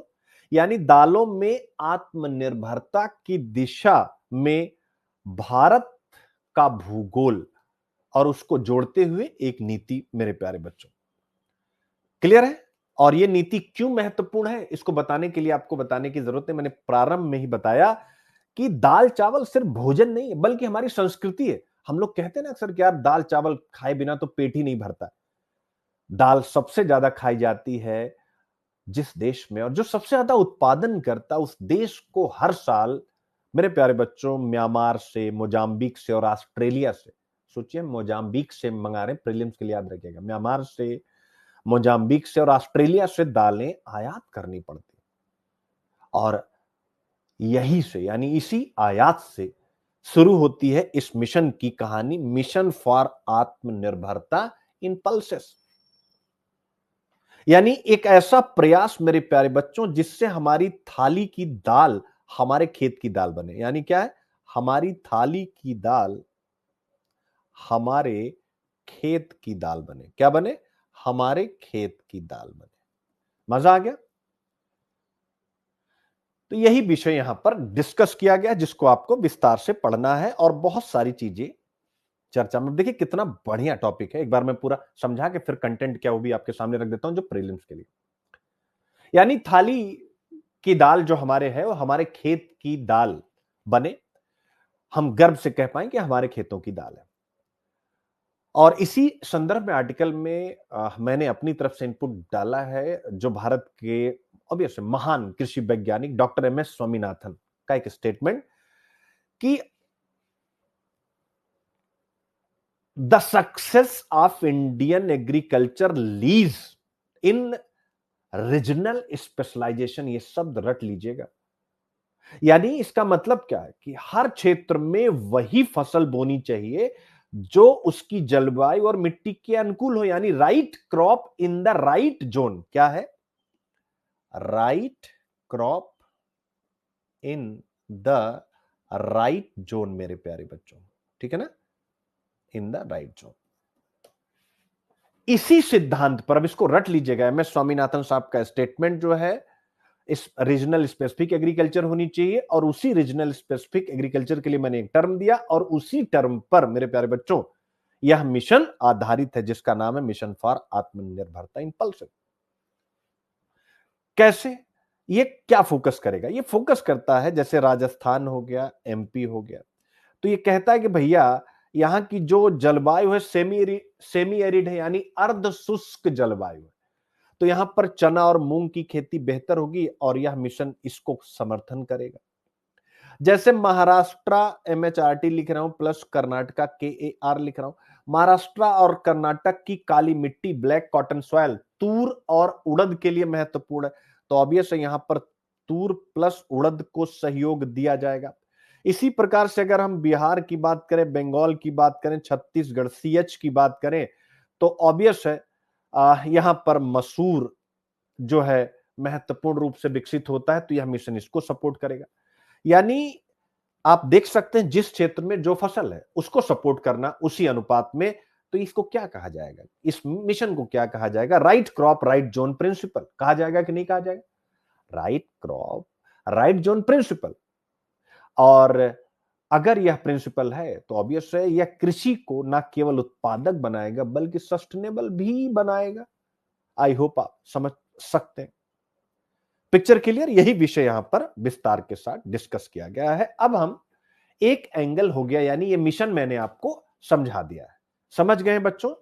अब इस मिशन को समझाने के बाद कुछ बातें मैं आपको फैक्ट के रूप में यहां बता देता हूं, फिर हम लोग आगे बढ़ेंगे। देख सकते हैं, यानी सबसे पहले इंट्रोडक्शन एंड कॉन्टेक्स्ट आपको बताया गया, हिंदी में भी पूरा कंटेंट आगे बना हुआ है।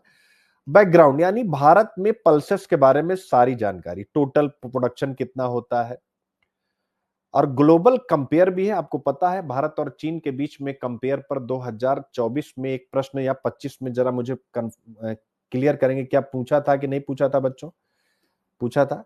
तो हमने एक वैश्विक कंपेयर भी कर दिया है कि भाई विश्व में कितना उत्पादन हो रहा है, हम कितना कर रहे हैं, एरिया कितना है, प्रोडक्टिविटी विश्व की कितनी, हमारी कितनी, इंपोर्ट हम कितना करते हैं, कहां से करते हैं, वो सारे देश का नाम भी, मुख्य फसलें कौन सी हैं, आप देख सकते हैं ये सारी बातें। और फिर उसके बाद देख सकते हैं ग्लोबल बेंचमार्क से हम 40 से 60% कम दालें पैदा करते हैं, यानी हमारी उत्पादकता ही कम है। बहुत बढ़िया से यहां पर दिया गया है। हिस्टोरिकल, यानी ऐतिहासिक रूप से दालों का विकास कैसे कैसे हुआ, बहुत। अब यह जो की ऑब्जेक्टिव्स ऑफ द मिशन आप देख सकते हैं, यानी ऑब्वियस है उपज को बढ़ाना, उत्पादकता को बढ़ाना, इस तो सारे मिशन बॉक्स में दे दिए गए जिससे आपको किसी प्रकार से कोई समस्या होने वाली नहीं है। फिर स्ट्रेटजीज क्या है इस मिशन के लिए, तो सीड को ऑब्वियस है भाई इनोवेट किया जाएगा, उस प्रकार की चीजें, ठीक है। तो ये पूरा का पूरा स्ट्रेटजी क्या है, इसके 5 पिलर, यानी क्या क्या सहयोग दिया जाएगा किसानों को पैदा करने के लिए। फिर इसका इस मिशन का सिग्निफिकेंस क्या है, यह भी आपको यहां डिस्कस कर दिया गया। चैलेंजेस क्या है, यह भी यहां पर डिस्कस कर दिया गया है, और सरकारी नीतियों से यह कैसे जुड़ी हुई एग्रीकल्चर की। फिर इनोवेटिव आइडिया भी बता दिए गए हैं, way forward and innovative ideas की आपको और क्या क्या करना चाहिए। और फिर एक एथिकल एंड सोसाइटल डायमेंशन भी इसका बना दिया गया है, और कंक्लूजन भी आपका तैयार कर दिया गया है जिसको आप बेहतर ढंग से कर पाएंगे, ठीक है। तो यही सारी बातें आप यहां से देख सकते हैं। लेकिन ऑब्वियस अब चूंकि हम तो करते हैं यूपीएससी की तैयारी, तो एक पार्ट मैंने आपको समझाया, दूसरे पार्ट पे आते हैं कि बच्चों क्रॉपिंग पैटर्न, चूंकि यूपीएससी तो क्रॉपिंग पैटर्न पर पूछता है, तो क्रॉपिंग पैटर्न में भाई ऑब्वियस है दलहन की क्या भूमिका है। तो क्रॉपिंग पैटर्न की दृष्टि से अगर हम देखते हैं इस दाल के ऊपर, तो दालें दो मुख्य मौसम में उगाई जाती हैं। पहला होता है रबी का सीजन, दूसरा होता है खरीफ का सीजन, यानी रबी और खरीफ। रबी में होते हैं चना मसूर, प्रीलिम्स में ये भी पूछता है कौन रबी की है कौन खरीफ की है। और खरीफ का होता है मूंग, तूर और उड़द। इसी प्रकार से आप और भी चीजें सर्च करके पढ़ सकते हैं।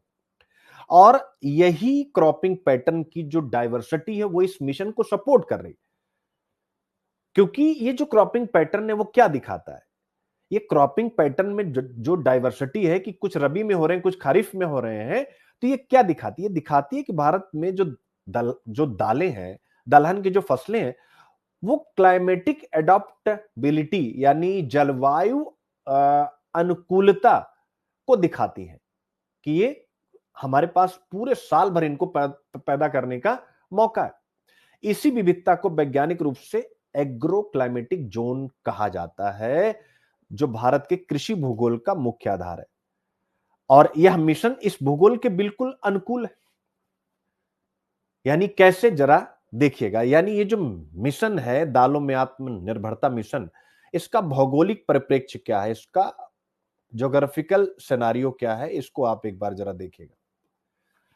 तो इसका जो ज्योग्राफिकल सिनेरियो पहला क्या है, वो कि पूर्वी भारत यानी ईस्टर्न इंडिया में जब धान की कटाई हो जाएगी, उसके बाद अब जो खाली खेत होंगे उसमें मसूर और मूंग बोई जाएगी। आप देख सकते हैं। तो पहला ये हो गया, यानी इसको कहा गया है, जो आप नोट्स में पढ़ेंगे, राइस फॉलो कन्वर्जन। यानी पूर्वी भारत के धान कटाई के बाद जैसे खेत खाली होंगे वहां पर मसूर और मूंग बोई जाएगी। दूसरा मेरे प्यारे बच्चों, जो एक क्लस्टर अप्रोच अपनाई गई है, क्लस्टर अप्रोच यानी हर जिले में 10 हेक्टेयर या उससे अधिक क्षेत्र को एक पल्स क्लस्टर बनाया जाएगा। तो पल्स क्लस्टर अगर बनेगा तो वहां पर सभी प्रकार इनपुट से लेकर के आउटपुट, यानी खेत से लेकर के खलिहान, खलिहान से लेकर बाजार तक के सारी चीजें वहां पर आपको व्यवस्थित मिलेंगी। तीसरा इसके अंतर्गत क्या किया जाएगा, सॉयल स्पेसिफिक प्लानिंग होगी, तो मैंने आपको पहले बता दिया, यानी जैसी मिट्टी उसी के हिसाब से खेती की प्लानिंग। और इसके लिए इंडियन काउंसिल ऑफ रिसर्च और नीति आयोग की सॉयल मैपिंग का सहारा लिया जाएगा और उससे तय किया जाएगा किस क्षेत्र में कौन सी दाल उपयुक्त है। आप देख सकते हैं, यानी एक प्रकार से किसी भी राष्ट्र के विकास एवं सुरक्षा में विज्ञान एवं प्रौद्योगिकी, देखिए उसकी भूमिका आ गई। चौथा, रेन फेड यूटिलाइजेशन, RU, यानी जिन क्षेत्रों में सिंचाई की सुविधा कम है, सीमित है, वहां दालें लो वाटर क्रॉप्स के रूप में बढ़ावा पाएंगी। आप देख सकते हैं। तो इससे क्या होगा, इन चारों से कृषि उत्पादन बढ़ेगा। तो मेरे प्यारे बच्चों देख सकते हैं, इसका भौगोलिक एस्पेक्ट भी हो गया, लेकिन यह मिशन केवल कृषि उत्पादन नहीं बढ़ा रहा है, यानी इसका लक्ष्य केवल कृषि उत्पादन बढ़ाना नहीं है। तो आप कहेंगे सर इसका क्या लक्ष्य है, वो बताइए। मेरे प्यारे बच्चों, यह किसान, वही भारत में अधिकतर किसानों के लिए कृषि जीवन निर्वाह का अगर सक्षम स्रोत नहीं है, तो स्वाभाविक रूप से सक्षम स्रोत कैसे बनाया जाए, आप मुझे बताएं। तो ये यही है, यह किसानों की जीविका सुरक्षा, उनकी लाइवलीहुड की सिक्योरिटी, इसके अलावा प्रोटीन की सुरक्षा और क्षेत्रीय संतुलन, तीनों को एक साथ जोड़ रहा है। इसे हम कह सकते हैं, यह एक ऐसा, शब्द मैं लिख रहा हूं उसको पकड़िएगा, यह एक ऐसा integrated human environment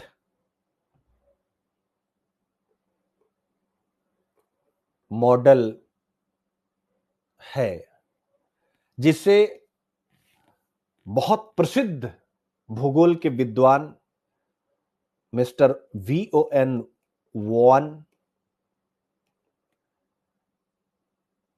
थ्यूनन, von THUNEN, Thunen Hindi में, और डॉक्टर स्वामीनाथन साहब, दोनों अपने सिद्धांतों में प्रतिपादित करते हैं। और वही जो मैंने स्टार्टिंग बताया आपको कि एग्रीकल्चर वहीं सफल होगा, agriculture succeeds where geography and economics cooperates. I hope आप समझ गए। अरे आप ये वही है, इसको आप अलग मत मानिए। क्या ये वही नहीं है? एग्रीकल्चर वही सफल होगी जहां का भूगोल उसकी अर्थव्यवस्था के साथ कनेक्ट हो रहा है। तो ये मिशन क्या आपको ये नहीं सिखाता है कि भैया यही तो मैं आपको सिखा रहा हूं, आप यूपीएससी तभी पास कर पाएंगे जब आप अपनी स्ट्रॉन्ग जोन, अपनी वीक जोन को जानेंगे और उसके बाद एक अच्छी स्ट्रेटजी बनाने वाला मेंटर आपके पास हो। कैसे? अब पता चला क्या अप्रोच होती है। बच्चों के पास अगर समझाने वाले लोग नहीं, वो क्या करेंगे? जो कमजोर है, जो मजबूत है, यानी आपके पास कुल मिला के 6 सब्जेक्ट है प्लस करंट अफेयर से प्रीलिम्स की बात करूं, तो जो मजबूत है, सामान्य टेंडेंसी क्या होती है आप सीखिए इस मिशन से। सामान्य टेंडेंसी क्या होती है, आप क्या करेंगे? जो चीज मजबूत होती है उसको हम उठा के रख देते हैं, जो कमजोर है उस पर अपना पूरा प्राण लगा दे रहे हैं। क्या ऐसा होता है कि नहीं होता है? यार ये तो मजबूत है, इसको छोड़ो, पहले जो कमजोर वाला है तैयार कर लेते हैं। मुझे सेटिस्फाई मत करिएगा, क्या ये स्टूडेंट टेंडेंसी लगभग कॉमन होती है कि नहीं? मैं कुछ की अलग बता रहा हूं, लगभग कॉमन होती है कि नहीं? बताइए मुझे, लगभग कॉमन होती है कि नहीं? नहीं होती तो आप नो बोल सकते, लेकिन अकॉर्डिंग टू मी यस, ये एक टेंडेंसी मेरी भी थी और शायद ये रीजन है कि आईएएस का इंटरव्यू दिया और सफल नहीं रहा, शायद उसमें एक इसका भी रोल रहा होगा। और जबकि होना क्या चाहिए ये देखिए, जो स्वामीनाथन साहब कह रहे हैं, जो मिस्टर वान थ्यूनन साहब कह रहे हैं कि भूगोल के हिसाब से कृषि करो, वैसे तो भूगोल के हिसाब से कृषि क्यों? क्योंकि तब उस कृषि को भूगोल ताकत देगा, सपोर्ट करेगा। आप क्या कर रहे हैं? जो मजबूत है, शुरू से कहता रहा हूं स्ट्रेटजी, वो उसको फोकस करो कि गुरु यहां से एक भी क्वेश्चन निकलने नहीं देंगे। जो कमजोर है, क्यों कमजोर है? क्योंकि आपके तमाम प्रयास के बाद भी आपका नहीं बन पा रहा है। इसका मतलब है कि कुछ आपके दिमाग में उस सब्जेक्ट के साथ केमिकल लोचा है, और ये होता है, हर एक व्यक्ति हर एक सब्जेक्ट में मास्टर नहीं हो सकता। तो उस केमिकल लोचा को क्यों नहीं समझ रहे कि छोड़ो भाई, पहले जहां से आ रहा है उसको तूफानी ढंग से खत्म कर देते। तो यही तो आपको एमएस स्वामीनाथन साहब और वान थ्यूनन साहब समझा रहे हैं। आप मुझे बताएं, क्या मैं गलत कह रहा हूं? तो मेरे प्यारे बच्चों, ये जो मिशन फॉर आत्मनिर्भरता इन पल्सेस है, ये केवल एक योजना नहीं, यह भारत की कृषि आत्मनिर्भरता, एग्रीकल्चरल सेल्फ रिलायंस की एक नई भू कथा है। ज्योग्राफिकल स्टोरी है, भू कथा है। और यह मिशन बताता है कि कृषि केवल बीज नहीं, अब जरा शब्दों का चयन देखिएगा, कृषि केवल बीज नहीं है, केवल बीज डालना नहीं है, यह एक ज्योग्राफिकल इंटेलिजेंस है। आप इमोशनल इंटेलिजेंस पढ़ते थे, आज मैंने उसी इमोशनल इंटेलिजेंस से एक शब्द आपको दिया एग्रीकल्चर का आंसर लिखने के लिए, इस मिशन का आंसर लिखने के लिए, ज्योग्राफिकल इंटेलिजेंस। तो कृषि केवल बीज नहीं है, एक भौगोलिक बुद्धिमत्ता, ज्योग्राफिकल इंटेलिजेंस है। और जब भारत इस मिशन के द्वारा right crop in right zone की दिशा में आगे बढ़ेगा, तब हम न केवल दालों में आत्मनिर्भर बनेंगे, बल्कि एक नए कृषि युग, एग्रो ज्योग्राफिकल रिनेशा, शब्दों का चयन देखिएगा, यानी कृषि भूगोल पुनर्जागरण की शुरुआत करेंगे। और इससे सीखते हुए हम यूपीएससी में भी सफलता की शुरुआत करेंगे। और इस बार 2025 में हम प्रीलिम्स जरूर निकालेंगे मेरे प्यारे बच्चों। क्या इस बात से आप एग्री करते हैं? ठीक है,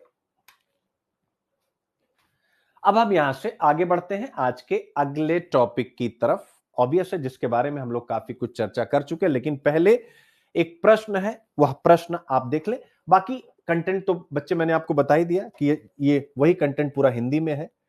मिशन के मुख्य उद्देश्य क्या है आप देख सकते हैं, मिशन के कौन कौन से पिलर्स हैं वो आप देख सकते हैं। जो मैंने बताया वही है बेटा, बस ये किताबी लैंग्वेज में लिखा है, और जो मैंने बताया वो ऑब्वियस है एक मास्टर वाली लैंग्वेज। मिशन की इंपॉर्टेंस क्या है, ठीक है ना? और उसके बाद कैसे जो है हमें स्ट्रेटेजिक रूप से भी ये महत्व तो देगा।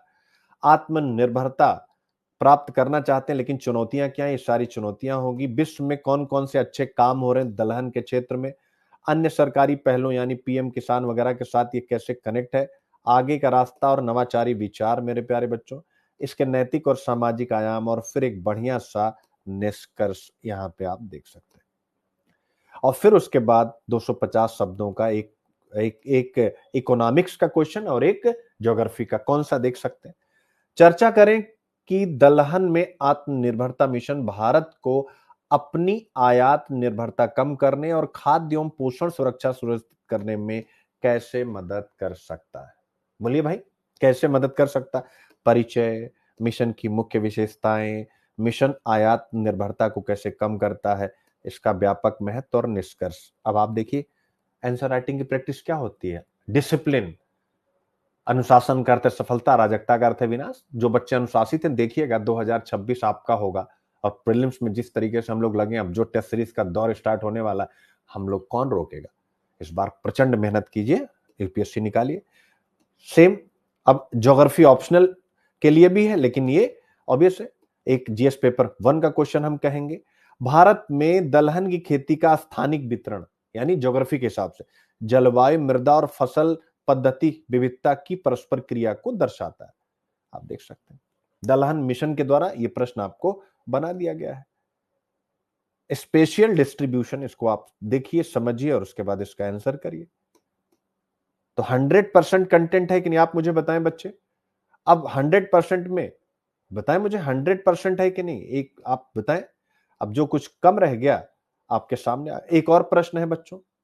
व्याख्या कीजिए कि जलवायु और मिट्टी की परिस्थितियां भारत में दलहन की खेती के क्षेत्रीय स्वरूप को, यानी जहां वो पैदा होता है, कैसे निर्धारित करती हैं। आप इसको भी देख लीजिए। फिर प्रीलिम्साथॉन आप देख सकते हैं, मिशन फॉर आत्मनिर्भरता इन पल्सेस, लीजिए भैया, इस पर भी एक क्वेश्चन आ गया, यहां पर आप देख सकते हैं। फिर उसी पर एक कथन और कारण का क्वेश्चन आ गया और आंसर। और मैं क्यों आंसर नहीं कराता हूं, क्योंकि एक्सप्लेनेशन यहां दिया ही रहता है, तो आप सीख लेते हैं। तो जब एक्सप्लेनेशन नहीं होता है देन आपको, फिर इसके बाद कौन मैच कर रहा है आप देख सकते हैं, करेक्टली मैच्ड। आप देखिए 3 क्वेश्चन आ गए। आप पूछो क्या पूछ सकता है यूपीएससी, वही हिंदी में आपके सामने आ गया। आप देख सकते हैं एक बच्चा कह रहा है कि मुझे पीडीएफ नहीं मिलती। ये पीडीएफ बेटा ₹99 में हमारे इसी ऐप पर मंथली मिलती है। तो आप जब वो मंथली सब्सक्रिप्शन ले लेंगे या 1 साल का सब्सक्रिप्शन 6 महीने का, तीनों ऑप्शन है आपके पास, तो ये मिलती है। एक नहीं कह रहे हो कि आप मुझे तो पीडीएफ मिलती नहीं, पीडीएफ का सब्सक्रिप्शन लेना पड़ता है। ठीक है, अब आगे बढ़ते हैं।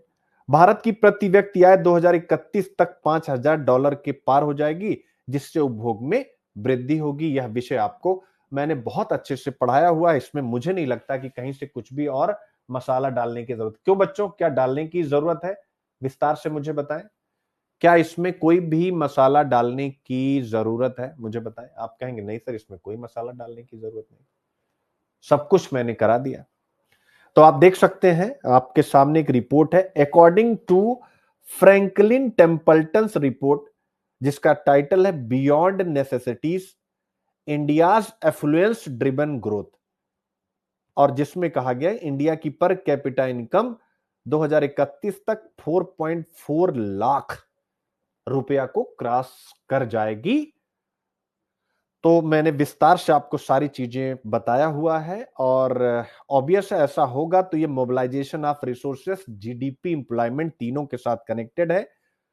कैसे कनेक्टेड है मेरे प्यारे बच्चों, एक शब्द दे रहा हूं आपको, शब्द को बस नोट कर लीजिए, यही इतना इस टॉपिक में है। उस शब्द का नाम है मेरे प्यारे बच्चों, डिस्क्रिशनरी, डिक्शनरी नहीं, डिस्क्रिशनरी इनकम, यानी इसको हिंदी में बोलेंगे अतिरिक्त खर्च करने योग्य आय, यानी इनकम। तो इसका मतलब है यही कहा जा रहा है कि भैया अब रोटी कपड़ा और मकान से वो आगे सोचेगा। यानी आप एक कल्पना कीजिए कि वर्ष 2031 में एक सामान्य भारतीय परिवार अपनी कार में बैठकर वीकेंड पर किसी ब्रांडेड मॉल में खरीदारी कर रहा है। उनकी जो उनका जो बैग है, उनका जो थैला है, उसमें जरूरत की चीजों से ज्यादा, जरूरत मतलब तेल, साबुन, कपड़ा, इससे ज्यादा ब्रांडेड गुड्स हैं, क्योंकि अब उनके पास डिस्क्रिशनरी इनकम यानी अतिरिक्त खर्च करने योग्य आय है। तो आपको पता है मैंने बहुत बारी बढ़ाया, आपको पढ़ा है जीडीपी के 4 इंजन होते हैं। क्या बच्चों दोबारा बताने की जरूरत नहीं होती? जिस इंजन में 60 रुपया, 100 रुपया अगर पूरी जीडीपी है तो 60 रुपया की योगदान कंजम्पशन से। तो हमारी इकोनॉमी जो कंजम्पशन लेड इकोनॉमी है, उस कंजम्पशन में और कंजम्पशन बढ़ेगा। आप देख सकते हैं जीडीपी हमारी और बढ़ेगी। सिलेबस भारतीय अर्थव्यवस्था में जीडीपी, डेवलपमेंट एंड रोजगार, रोजगार और मिलेगा, आप देख सकते हैं। तो यही यहां पर डिस्कस्ड है कि यानी भारत अब सेविंग लेड नहीं, यानी बचत वाली इकोनॉमी से आगे बढ़ के स्पेंडिंग लेड अर्थव्यवस्था बन रहा है। और यही आज का हमारा टॉपिक आपके सामने, पर कैपिटा इनकम के जरिए भारत की कंजम्पशन ड्रिवन इकोनॉमी का उदय, उपभोग आधारित अर्थव्यवस्था का उदय। मेरे प्यारे बच्चों, आई होप आप समझ गए होंगे पर कैपिटा इनकम क्या होता है, वो सब आपको पता है, जीएस पेपर 3 को नाम। फिर इसके साथ यहां पर एक चीज और भी बहुत अच्छे से लगाया गया है, वो है मेरे प्यारे बच्चों समावेशी विकास की। भैया ये मैंने इसलिए लगाया कि देखते रहना कि सब तक इनकम पहुंचे, नहीं तो कुछ ही लोगों तक पहुंचेगी। जीएस पेपर 1 सोसाइटी, हमारी सोसाइटी यानी जो वीकर सेक्शन, उनको कैसे मदद करेगा, ये इसमें डिस्कस नहीं आर्टिकल में, लेकिन ये मैंने दोनों इसलिए रखा है, सोसाइटी और इकोनॉमी, जनसंख्या से संबंध मुद्दे, क्योंकि प्रोसेस ऑफ डेप्रिविएशन पूछता है जीएस पेपर 1 में, पूछता है ना, निर्धनता। और जीएस पेपर 3 में समावेशी विकास, वहां पर भी आपसे पूछता है कि भाई समावेशी विकास क्यों नहीं आ रहा। जीएस पेपर 2 सोशल जस्टिस में भी आपसे पूछता है।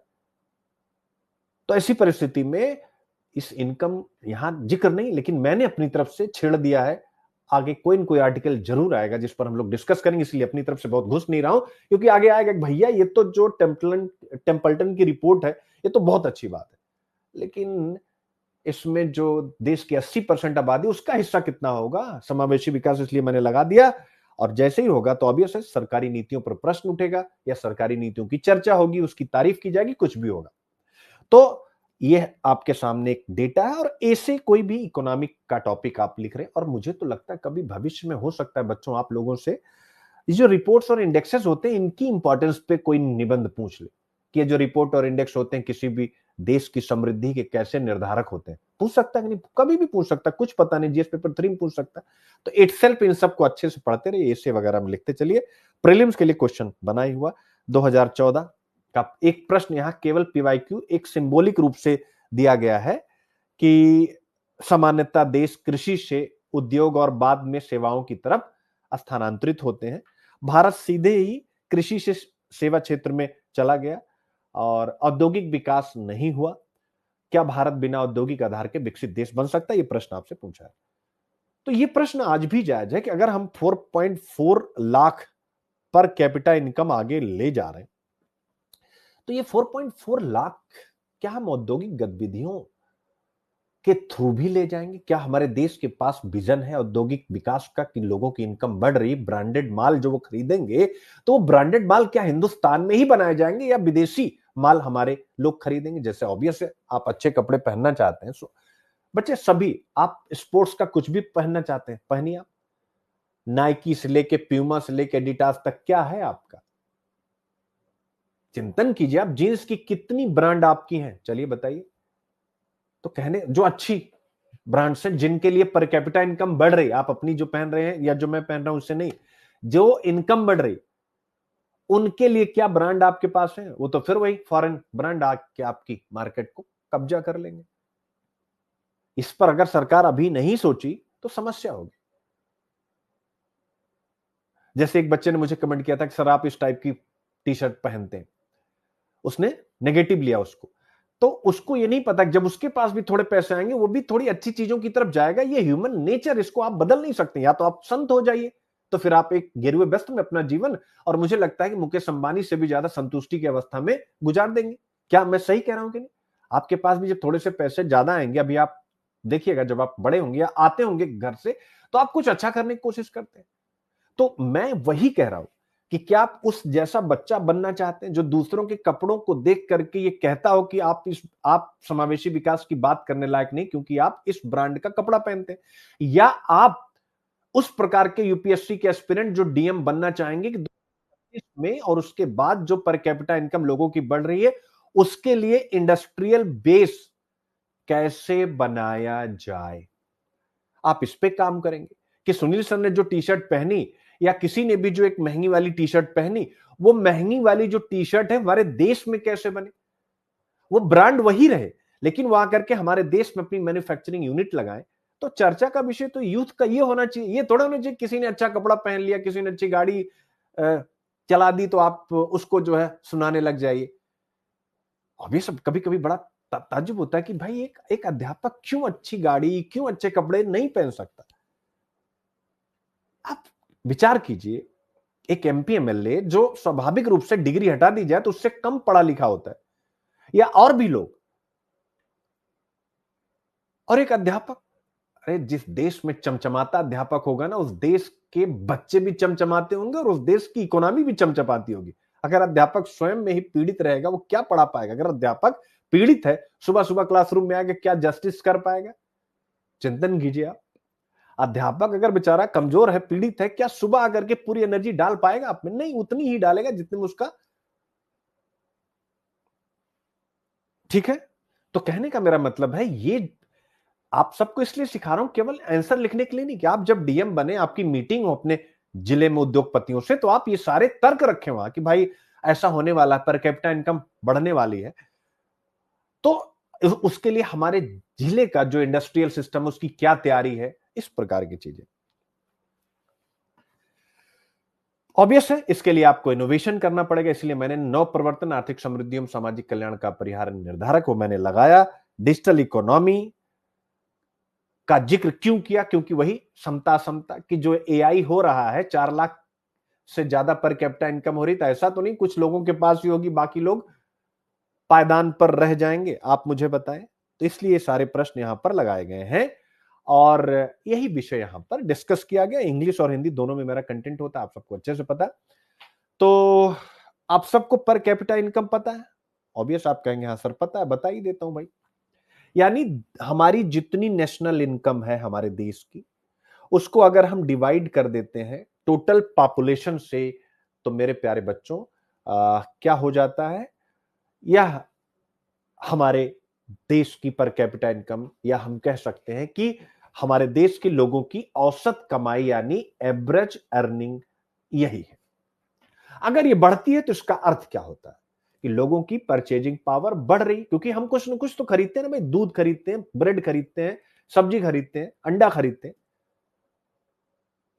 और यही इकोनॉमिक्स के कंजम्पशन फंक्शन क्या है, कंजम्पशन फंक्शन नाम याद रखिए, खपत कार्य, कंजम्पशन फंक्शन, जो जॉन मेनार्ड कीन्स का इकोनॉमी का प्रिंसिपल, कंजम्पशन फंक्शन का मूल सिद्धांत है। कीन्स क्या कहते हैं कंजम्पशन फंक्शन के तहत, वो कहते हैं कि जब लोगों की आय बढ़ती है तो उसका कुछ हिस्सा बचाते हैं, और बचाते भी कहां, आजकल यार हिंदुस्तानी फाइनेंशियल मार्केट में इन्वेस्ट कर रहे हैं, म्यूचुअल फंड्स में कर रहे हैं और शेयर में कर रहे हैं।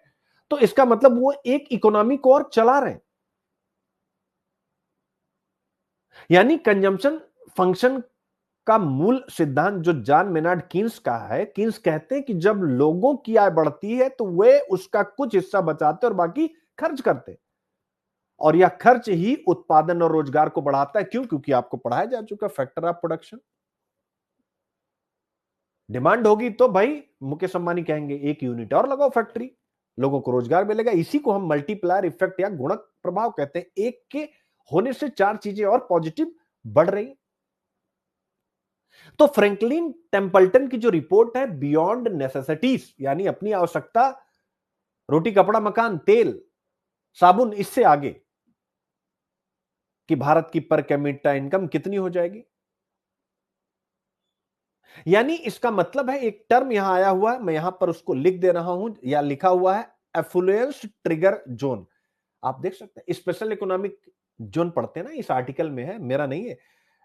एफ्लुएंस ट्रिगर जोन ATZ में भारत आ जाएगा। अब आप कहेंगे सर ये एफ्लुएंस ट्रिगर जोन क्या है, इसमें भारत आ जाएगा। यानी जब ये इनकम 4.4 लाख होगी तो भारत ट्रिगर जोन में आ जाएगा। इसका क्या मतलब हो गया? इसका मतलब हो गया कि जहां कंजम्पशन अपने आप जीडीपी का मुख्य इंजन बन जाती है, यानी कंजम 2031 तक कंजम्पशन, अभी भी हमारी जीडीपी का मुख्य इंजन है और भी मजबूत इंजन बन जाएगा। आई होप आप समझ गए। फिर टेम्पल्टन ने रिसर्च किया, ऐसा नहीं कि उसने ऐसे ही उठाया और ऐसे ही चेप दिया। अब उसने यहां पर सारा रिसर्च किया हुआ है, सारा डेटा दिया हुआ, इसमें क्या है वो मैं कॉमनली आपको बता देता हूं। वो कहता है कि 2011 में अगर हम देखें तो केवल 11% इंडिया के जो परिवार यानी हमारी इकोनॉमी में 4 सेक्टर होते हैं। एक हाउस होल्ड सेक्टर होता है और एक प्राइवेट सेक्टर होता है, एक सरकारी सेक्टर होता है, एक एक्सटर्नल सेक्टर होता है। तो जो हमारा हाउस होल्ड सेक्टर जिसमें हम सब हैं, जिसमें मुकेश अंबानी भी एक टाइम पे शामिल होते हैं, एक टाइम पे मुकेश अंबानी वो भी तो कुछ खरीदते हैं ना।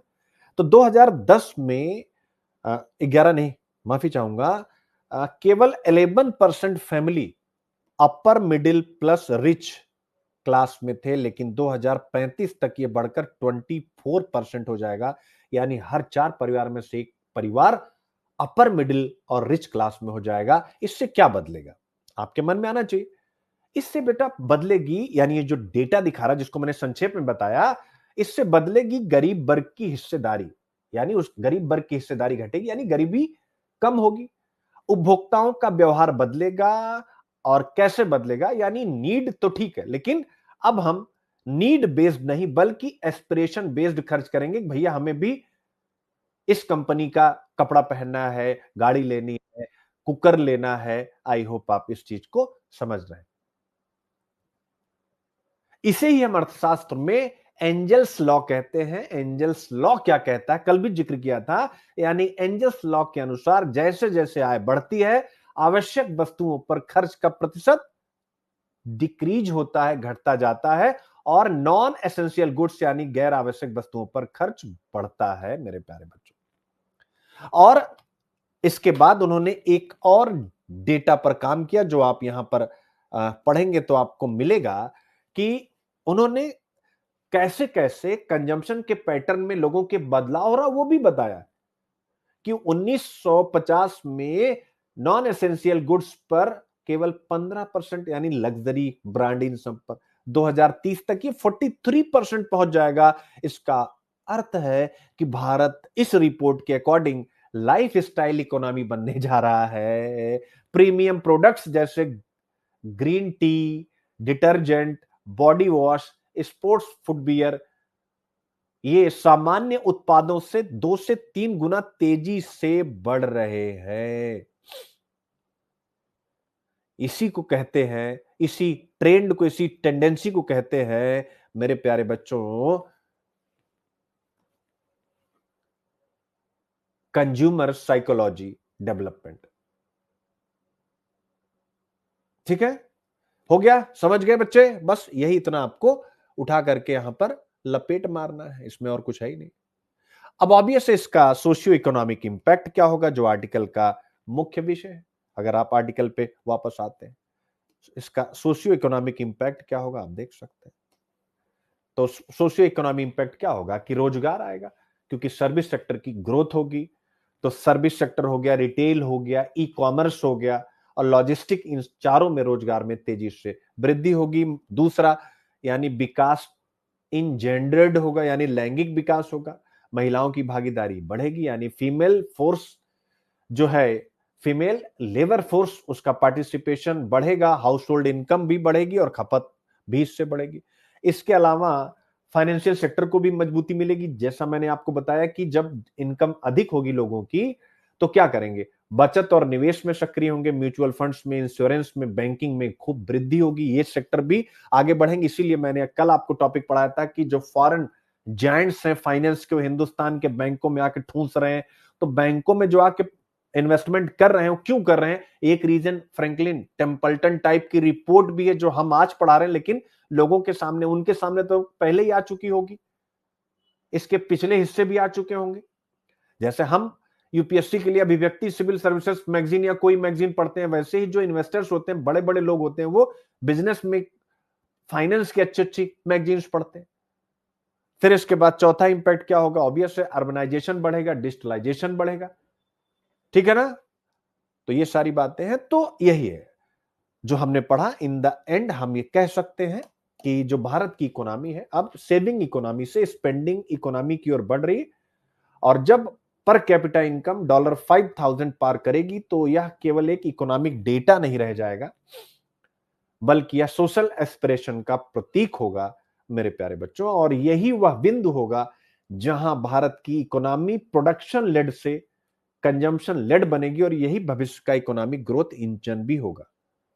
और वैसे भी मेरे प्यारे बच्चों, अगर मैं इसको समअप करना चाहूं तो क्या कह सकता हूं कि जब लोगों के पास जरूरतों से ज्यादा सपने होते हैं तो अर्थव्यवस्था केवल बढ़ती नहीं, बदलती है। और भारत इसी परिवर्तन के युग में प्रवेश कर चुका है, जो इस टॉपिक में विस्तार से डिस्कस किया गया। चूंकि नया टॉपिक है, पीवाईक्यू इस पे बहुत ज्यादा कनेक्ट हो नहीं सकता, इस पे डायरेक्ट प्रश्न आएगा नहीं, आपको इसको एज अ एग्जाम्पल ही यूज करना। पूरा कंटेंट यहां पर आपके सामने रेडी है, जो मैंने समझा दिया है वही यहां पर विस्तार से देख सकते हैं, और कितना विस्तार से दिया हुआ आप स्वयं देख सकते हैं। यानी परिचय और संदर्भ अब एक बार हिंदी में बता दूं, ऐतिहासिक और संरचनात्मक पृष्ठभूमि डेटा पूरा दिखाया गया है, मैंने जिक्र किया ऐसा क्यों हो रहा है, यानी तो उसके फैक्टर कौन कौन से हैं वो भी आपको बता दिया गया है, ठीक है ना, इन विस्तार। और अगर जीडीपी बढ़ती है तो उसके क्या क्या, यानी कंजम्पशन बढ़ेगा तो क्या क्या आर्थिक लाभ होगा, आप देख सकते हैं। ये पूरा का पूरा जीडीपी को कैसे बढ़ाएगा। लेकिन हाँ, चुनौतियां चुनौतियां वही मैंने बताया, असमानता भी, मुद्रास्फीति भी हो सकती है, ठीक है ना। और हमारे यहाँ चूंकि बनता नहीं, तो अब ये देखिए आयात पर हम ज्यादा निर्भर होंगे, पर्यावरणीय लागत को भी हमें ध्यान में रखना होगा, ग्रामीण शहरी विभाजन भी देखने को मिल सकता है, ठीक है ना। फिर भारत सरकार क्या कर रही, सरकार की जितनी स्कीमें हैं उसको भी यहाँ बता दिया गया है, और अन्य अर्थव्यवस्थाओं से कंपेयर भी बता दिया गया है, उनसे सीख करके भारत क्या करे वो भी बता दिया गया है, और भारत के लिए अपॉर्चुनिटी क्या है और आगे का रास्ता क्या हो सकता है, और एक बेहतर सा निष्कर्ष। मजा आया। और यूपीएससी मुख्य परीक्षा के लिए इसका एक टेबल भी बना दिया गया है, और फिर देख सकते हैं क्वेश्चन भी आपके सामने रख दिया कि भारत की बढ़ती प्रति व्यक्ति आय उसके विकास मॉडल को आवश्यकता आधारित से उपभोग आधारित में बदल रही। क्या इस प्रश्न का उत्तर लिख पाएंगे? परीक्षण कीजिए कि यह संरचनात्मक बदलाव देश के आर्थिक भविष्य को कैसे आकार दे सकता है। यही तो मैंने डिस्कस किया भाई, इसके अलावा क्या डिस्कस किया आप मुझे बताएं। इसके अलावा क्या डिस्कस किया गया है? ये पूरा जितना डेटा था वो डेटा तो यही बात कर रहा है। ठीक है बच्चे, समझ में आ गया सभी को? कहीं से किसी को कोई डाउट मेरे प्यारे बच्चों? और एक बार बजा दें, मजा आ रहा है कि नहीं मजा आ रहा है? बोर तो नहीं लग रहा है? ठीक है ना, आनंद की अनुभूति हो रही है, और आपको ये हमेशा दिमाग में आ रहा है कि भाई ये जो सर ने पूरा गेम बनाया है ये हमको प्रीलिम्स और मेंस में रुकने नहीं देगा, बस समय की बात है, चलते जाना है, ठीक है। और फिर से कह रहा हूं, टेस्ट सीरीज के लिए सब तैयार हो जाइए। आप बिल्कुल मत रोइएगा कि मेरे पास पैसा नहीं, मेरे पास नहीं है, मेरे पास नहीं है। बच्चे, उसके पीछे रीजन ये है कि जो आप पढ़ रहे हैं, जिससे पढ़ रहे हैं उसी पैटर्न पर टेस्ट सीरीज होने जा रही। करंट अफेयर्स की भी अभी, क्योंकि इन्वायरमेंट आदित्य सर पढ़ा रहे हैं, ऑब्वियस है। इकोनॉमिक्स, पॉलिटी, ये सारे सब्जेक्ट मैं पढ़ाऊंगा, तो करंट अफेयर्स की क्लास को भी हल्का मत लीजिएगा। ट्रिपल सी है कि आपको लगे यार सुनील सर तो पढ़ा ही नहीं रहे। अरे भाई, वो उस लड़के का इंग्लिश मीडियम है और 5 सालों से मेरे साथ वो कनेक्टेड है। हिंदू पर जितना मुझे एक्सपीरियंस है उनको भी उतना एक्सपीरियंस है। तो आप समझ सकते हैं, एनवायरमेंट आप वहां से ले रहे हैं, मॉडल तो सारा मेरा है। तो सिंपल आप लोगों को करंट अफेयर्स के अलग टेस्ट हो रहे हैं, उसके अलग हो रहे हैं, लाइफ चेंज हो जाएगी। ठीक है, अब अगले टॉपिक पे आते हैं। उत्तर दक्षिण कार्बन बाजार सहयोग की शुरुआत। क्योंकि हम एक साल 50,000 बचा लें और 2 साल में 50,000 करके 1 लाख फूंक दे, उससे अच्छा है कि एक ही साल में 1.5 लाख क्यों ना फूंक दे। मेरा कहने का मतलब ये होता है कि यार हाफ हार्टेड अटेम्प्ट मत करिए। टेस्ट सीरीज, अरे टेस्ट सीरीज, और टेस्ट सीरीज भी यार किससे? जो एक्चुअल में आपका कोर टीचर है उससे। लेकिन टेस्ट सीरीज किससे? मार्केट में केवल किसी का यूट्यूब पे ऐड चल रहा है, अरे उनके पास पैसा है, पुराने समय से चल रहे हैं, आपने फटाफट उठाया, आपने टेस्ट सीरीज ली। आप ये सोच नहीं रहे कि यार टेस्ट सीरीज तो उससे पढ़नी चाहिए जो मेरा टीचर है। लिख लीजिए, आप लोग नहीं समझ पा रहे हैं, ये जो टाइम है ना, ये एजुकेशन जो स्टार्टअप है ना बेटा, इनका टाइम या जो बड़े कोचिंग संस्थान जो एक बहुत बड़ा सिस्टम बना करके बैठे हुए थे, आप देखिएगा उनका टाइम ये जा रहा है। हो सकता है कि मैं कल किसी एजुकेशन स्टार्टअप में जुड़ूं, वो एक अलग चीज है। ऐसा नहीं कि एजुकेशन स्टार्टअप बंद हो जाएंगे, लेकिन रिजल्ट के लिए हमेशा याद रखिएगा, टीचर जो है वो जब एंटरप्रेन्योर बनेगा, रिजल्ट तभी होगा। रिजल्ट ऐसे हो ही नहीं सकता। याद रखिएगा, रिजल्ट ऐसे हो ही नहीं सकता है मेरे प्यारे बच्चों, जब तक, मानते हैं इस चीज को? बोलिए। पता नहीं आप इस चीज को मानेंगे कि नहीं मानेंगे। ठीक है, बोलो। ये फिक्स है। अब चूंकि मैं प्रोएक्टिव हूं, सिस्टम को बहुत अच्छे से समझता हूं, सिस्टम मतलब पढ़ाई लिखाई और हर प्रकार का सिस्टम। चलिए, टीचर ही है और स्पेशलाइज्ड प्लान, यानी पूजा के लिए अलग, शहनवाज के लिए अलग, पूजा पटेल के लिए अलग, विजय कुशवाहा के लिए अलग, कंचन के लिए अलग। हो सकता है आप में से किसी का कॉमन हो जाए, वो एक अलग बात है। तो कहने का मतलब है बच्चे कि अगर हम इस टाइप से नहीं चलेंगे, बड़ी समस्या। उत्तर दक्षिण कार्बन बाजार सहयोग की शुरुआत। अब अगला टॉपिक आपके सामने ये आता है, जिस पर हम एक इंट्रोडक्टरी लेक्चर ले चुके हैं।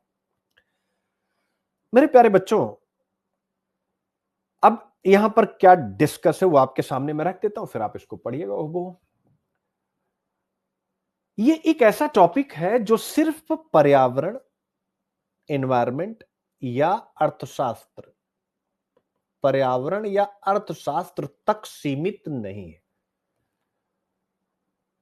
है, बल्कि यह नॉर्थ, यानी जो इक्वेटर के ऊपर है, यानी ये नॉर्थ और ये साउथ, यानी विकासशील देश और विकसित देश के बीच क्लाइमेट जस्टिस, जलवायु न्याय के एक नए युग की शुरुआत है मेरे प्यारे बच्चों।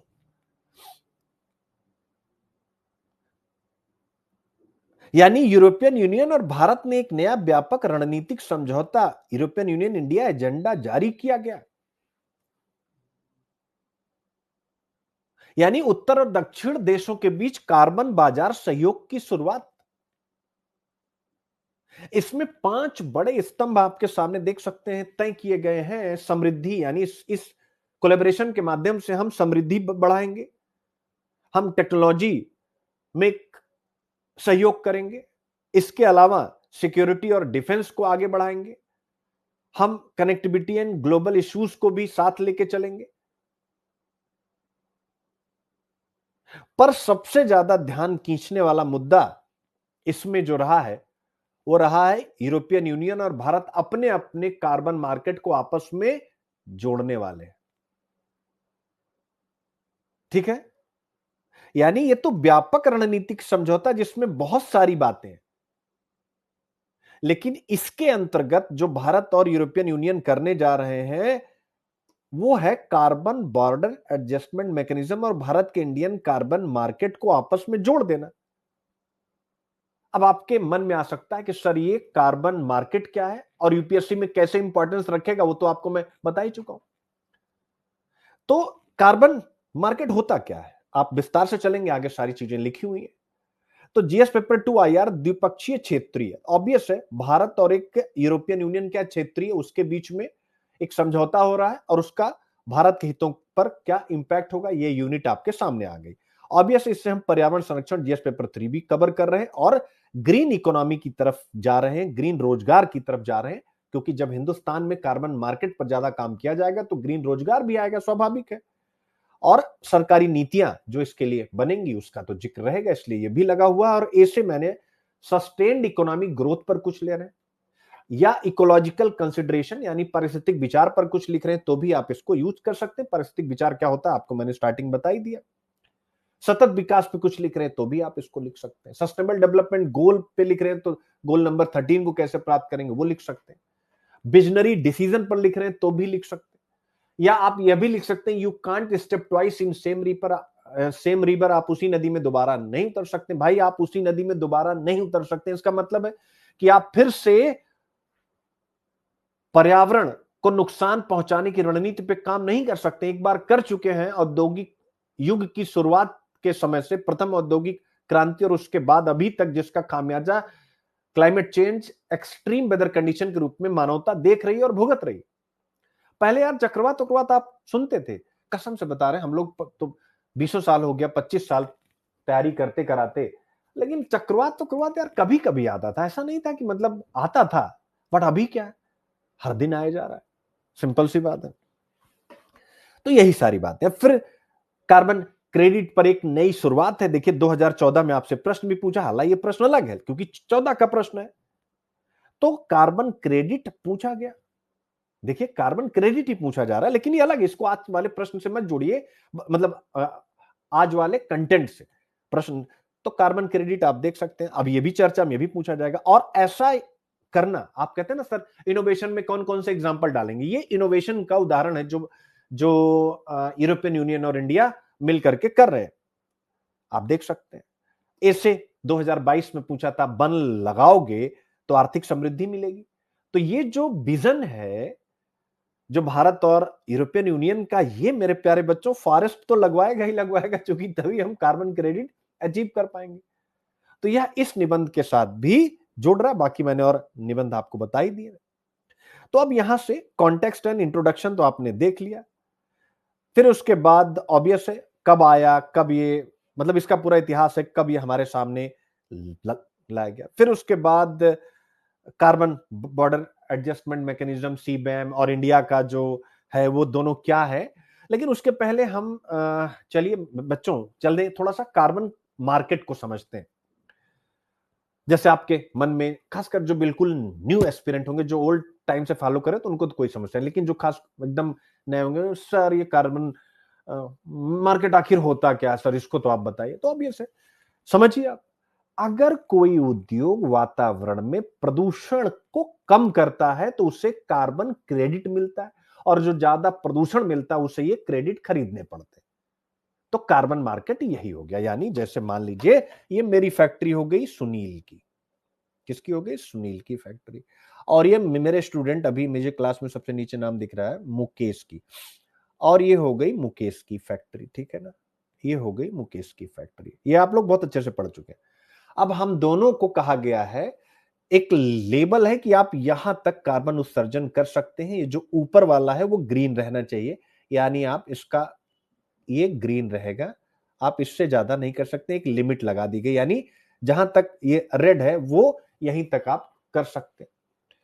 तो मैंने क्या किया कि मैंने यहीं तक किया या इससे भी कम कर दिया, लेकिन मुकेश ने क्या किया कि जो लिमिट थी इसको पार कर गया, यानी इसने पूरा ही कर दिया। तो अब इसको मुझसे खरीदना पड़ेगा मुकेश को, क्योंकि लायबिलिटी कानून के द्वारा सब पे आएगी कि सबको इतना ही कार्बन उत्सर्जन करना है। तो अब क्या होगा, सुनील को लाभ होगा कि नहीं, मुकेश को हानि होगी कि नहीं। तो जब मुकेश को हानि होगी, सुनील को लाभ होगा व्यापार में, तो मुकेश क्या करेगा, अगली बार कहेगा गुरु अब और अच्छी ग्रीन टेक्नोलॉजी के साथ कनेक्ट होना है और मुझे भी इससे पैसे कमाने, और ऐसे सभी का उद्योग में होड़ लग जाएगी, सभी कंपनियों में होड़ लग जाएगी, तो क्या हो जाएगा, पूरी पृथ्वी ग्रीन हो जाएगी। आई होप आप समझ गए होंगे। यानी अगर कोई उद्योग वातावरण में प्रदूषण कम करता है तो उससे कार्बन क्रेडिट मिलता है, यानी रुपया मिलता है, और जो ज्यादा प्रदूषण करता है उससे क्रेडिट खरीदने पड़ते हैं, यानी उसका रुपया जाता है। इस तरह एक बाजार बन जाता है जहां प्राइस ऑफ पोल्यूशन क्या होता है मेरे प्यारे बच्चों, प्राइस ऑफ पोल्यूशन यानी प्रदूषण का मूल्य तय होता है मेरे प्यारे बच्चों। कहने का अर्थ है कि जो वातावरण को नुकसान पहुंचाएगा उसे भुगतना पड़ेगा। यही है कार्बन मार्केट मेरे प्यारे बच्चों, और यही है एनवायरमेंटल प्रिंसिपल, यानी लिख लीजिएगा पर्यावरणीय सिद्धांत, पॉल्यूटर्स पे प्रिंसिपल, यानी प्रदूषक भुगतान सिद्धांत। अब इसमें दो संस्थाएं जुड़ रही हैं, एक इंडिया की, एक है यूरोपियन यूनियन की। यूरोपियन यूनियन की आपको पता है, यूरोपियन यूनियन की ना जाने कितनी बार मैं आपको करा चुका हूं, उसका नाम है कार्बन बॉर्डर एडजस्टमेंट मैकेनिज्म, यानी सीबैम। इसका मतलब क्या, सीबैम, अगर आप यानी मैं, आप या हमारे देश की सीमा के हिंदुस्तानी बिजनेसमैन जो स्टील सीमेंट या एल्यूमिनियम का कारोबार करते हैं, जिसकी यूरोपियन यूनियन में बहुत ज्यादा मांग है। अगर वो हमारे इंडस्ट्रियलिस्ट भारत या एक्सपोर्टर भारत से कोई स्टील, सीमेंट या एल्यूमिनियम यूरोपियन यूनियन को भेजते हैं, तो यूरोपियन यूनियन इन सभी से पूछेगा कि तुम्हारे इस स्टील में, एल्यूमिनियम में, सीमेंट में कितना कार्बन यूज हुआ है, या कितना कार्बन, अगर मैं ऐसे बोलूं कि तुम्हारे उत्पाद में कितनी कार्बन निकली, यानी तुमने कितना कार्बन उत्सर्जन किया, तो ज्यादा सही होगा। यह आपसे पूछेगा। अगर आप में, यानी आपके प्रोडक्ट में कम कार्बन निकली तो ठीक है, नहीं तो एक लिमिट यूरोपियन यूनियन की तय रहेगी 70, 80, 90 जो भी होता है, एक न्यूमरिक डेटा। तो यूरोपियन यूनियन जैसे ही भारत से माल निकला इंडिया से, और जैसे यू के बॉर्डर में, यानी जिस देश में आप भेज रहे हैं, यूरोपियन यूनियन के बहुत सारे देश हैं, यहीं पर आप पर एक टैक्स लग जाएगा, जिसे कहते हैं, यानी सीमा पर ही, जिसे कहते हैं सीबैम, मेरे प्यारे बच्चों। और इसके पीछे यूरोपियन यूनियन का एक प्रिंसिपल है, और वह है कि हर टन कार्बन की एक कीमत है और सबको वह कीमत चुकानी होगी। और इसके माध्यम से यूरोपियन यूनियन का मकसद है कि जो देश ग्रीन टेक्नोलॉजी अपनाए उन्हें फायदा मिले, और जो नहीं अपनाए उन्हें ऑब्वियस उसका खामियाजा भुगतना पड़े। हम पृथ्वी को इसी से बचा सकते हैं। अब आप मुझे बताएं, क्या सस्टेनेबल इकोनॉमिक डेवलपमेंट के मॉडल में यह प्रश्न आएगा कि नहीं आएगा? आप कहेंगे यस सर, 100% आएगा। तो आप आई होप समझ गए हैं यूरोपियन यूनियन का कार्बन मार्केट। समझ में आ गया बेटा? आ गया? ठीक है ना? यूरोपियन यूनियन वाला आ गया, सीबैम आपको समझ में आ गया। ठीक है, अब आता है इंडिया का आईसीएम। भारत ने भी अपना एक सिस्टम बनाया, अब उसको भी थोड़ा सा समझ लिया जाए। तो भारत का सिस्टम क्या है मेरे प्यारे बच्चों? Carbon credit trading scheme, CCTS कहते हैं, या इसे हम इंडियन कार्बन मार्केट, यानी किसी भी नाम से उच्चारित कर सकते हैं। आपको दोनों नाम ध्यान में रखने हैं, जो दोनों यहां पर आप देख सकते हैं लिखे हुए हैं, मतलब हेडिंग में ही लिखा हुआ, अंदर जाने की जरूरत नहीं। लेकिन ये शुरुआती अवस्था में, ईयू का सिस्टम काफी पुराना है, भारत का नया है। भारत में अभी तक कार्बन की कीमत बहुत कम है। नंबर 1, कानूनी कोई दंड नहीं है कितना आप उत्सर्जन करते हैं नहीं करते। वेरिफिकेशन कि भाई कौन कितना कार्बन उत्सर्जन कर रहा है उसको निर्धारित करने की कोई एजेंसी नहीं है। इसीलिए यूरोपियन यूनियन ये कह रहा है कि पहले भारत को अपने इन सिस्टमैटिक, या हम कह सकते हैं संस्थागत कमियों को दूर करना है, और जब भारत अपने सिस्टम को मजबूत बनाएगा तभी हम उसके क्रेडिट मानेंगे। और उसके लिए क्या क्या करना होगा, ठीक है? तो भारत को यूरोपियन यूनियन इसमें सहयोग भी करेगा। तो वही सहयोग की बात अब इस आर्टिकल में डिस्कस की गई है मेरे प्यारे बच्चों।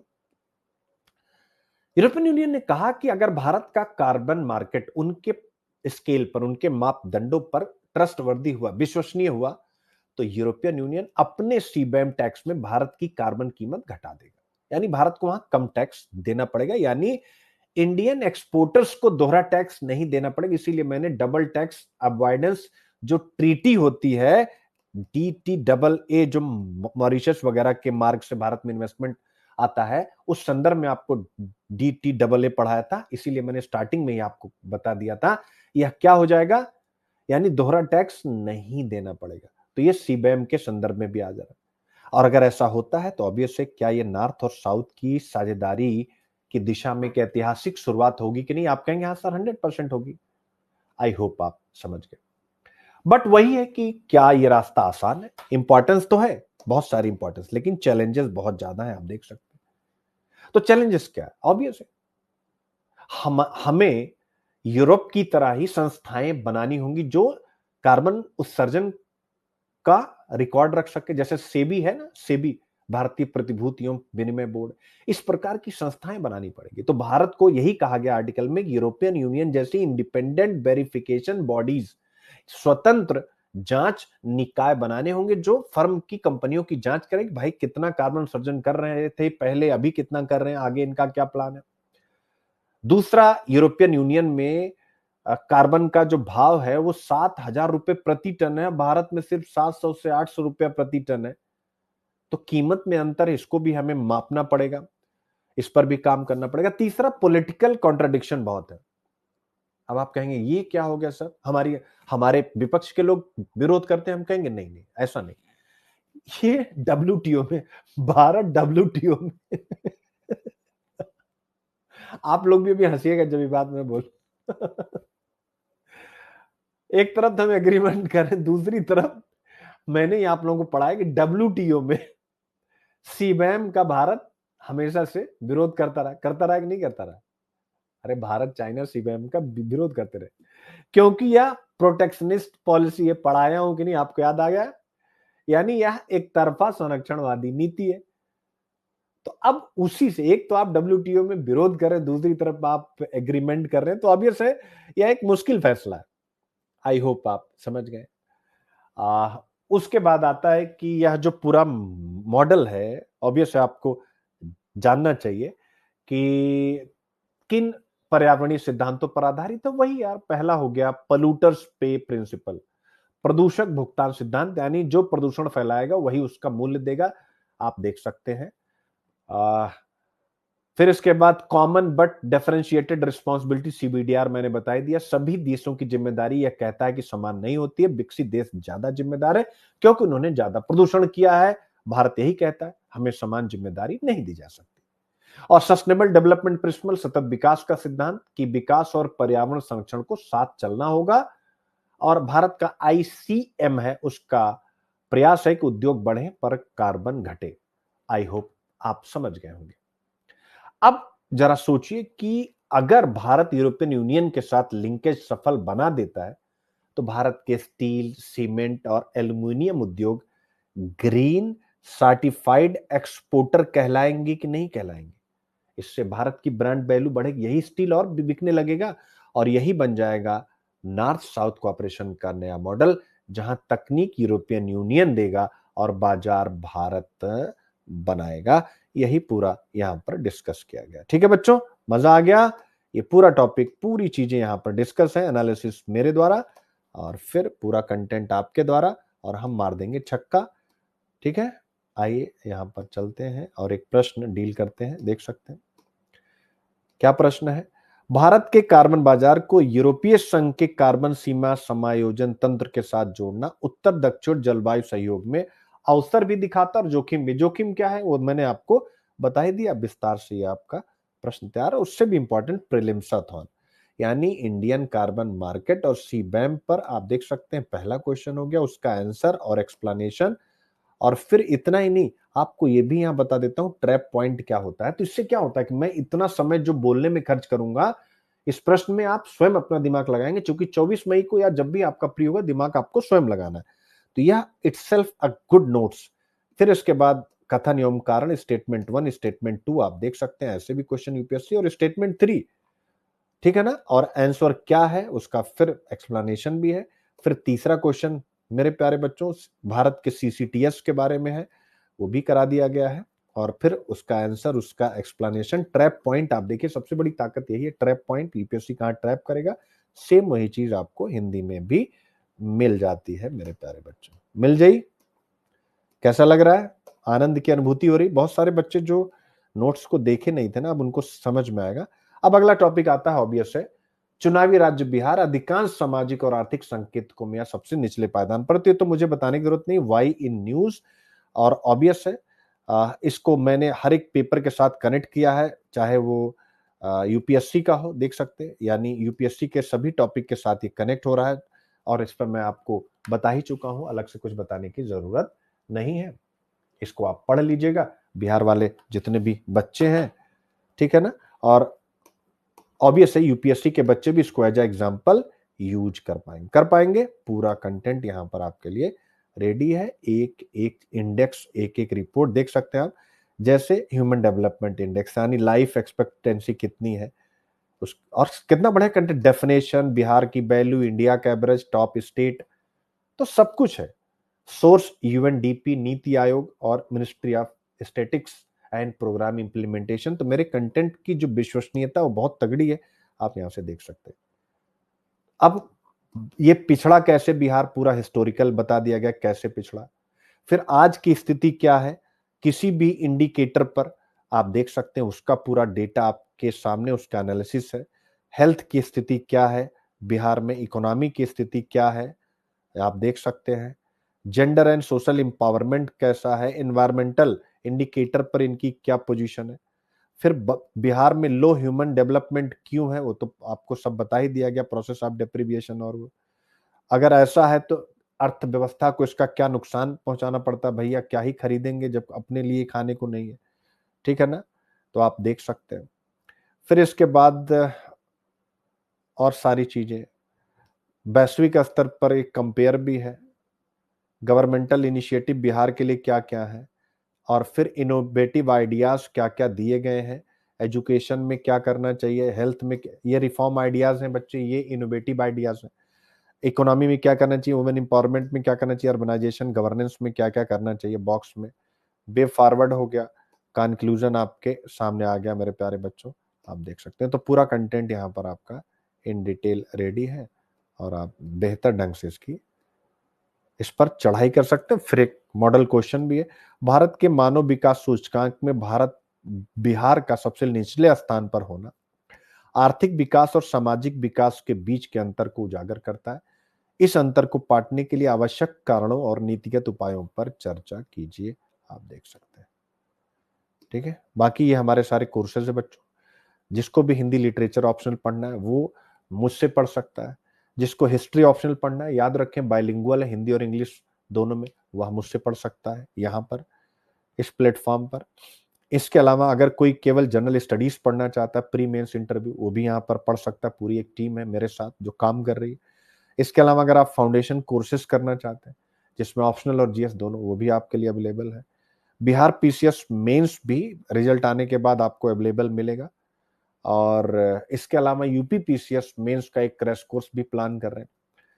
इसके अलावा टेस्ट सीरीज अगर आप प्री और मेंस की करना चाहते हैं वो भी हमारे यहाँ अवेलेबल है, और प्रीलिम्स का कॉम्प्रिहेंसिव कोर्स सीसीपी, यानी अगर आप प्रीलिम्स में बहुत बड़ी समस्या अपने आप को पा रहे हो, 2026 में आपका अटेम्प्ट है, तो दुनिया में इससे बेहतर कुछ भी नहीं, जिसमें हम बेसिक यानी स्टैटिक के साथ सीसीपी में पकड़ रहे हैं और comprehensive course on current affairs के द्वारा करंट को स्टैटिक से जोड़ रहे हैं।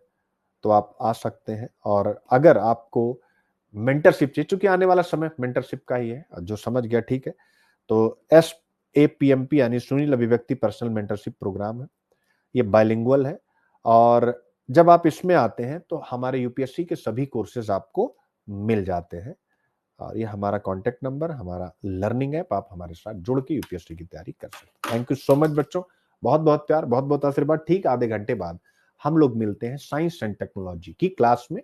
उसके पहले मैं 2 PDF लेक्चर 2 और लेक्चर 3 आपको भेज दे रहा हूं। एक बार मुझे बताएंगे क्या मैं लेक्चर 2 की PDF आप लोगों को भेज चुका हूं बच्चों? क्या मैं लेक्चर 2 की PDF आपको भेज चुका हूं? एक बार मुझे बताएंगे सभी लोग।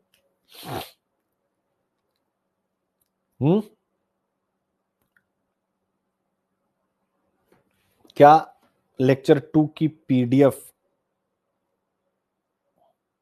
मैं भेज चुका हूं? बताएं भाई।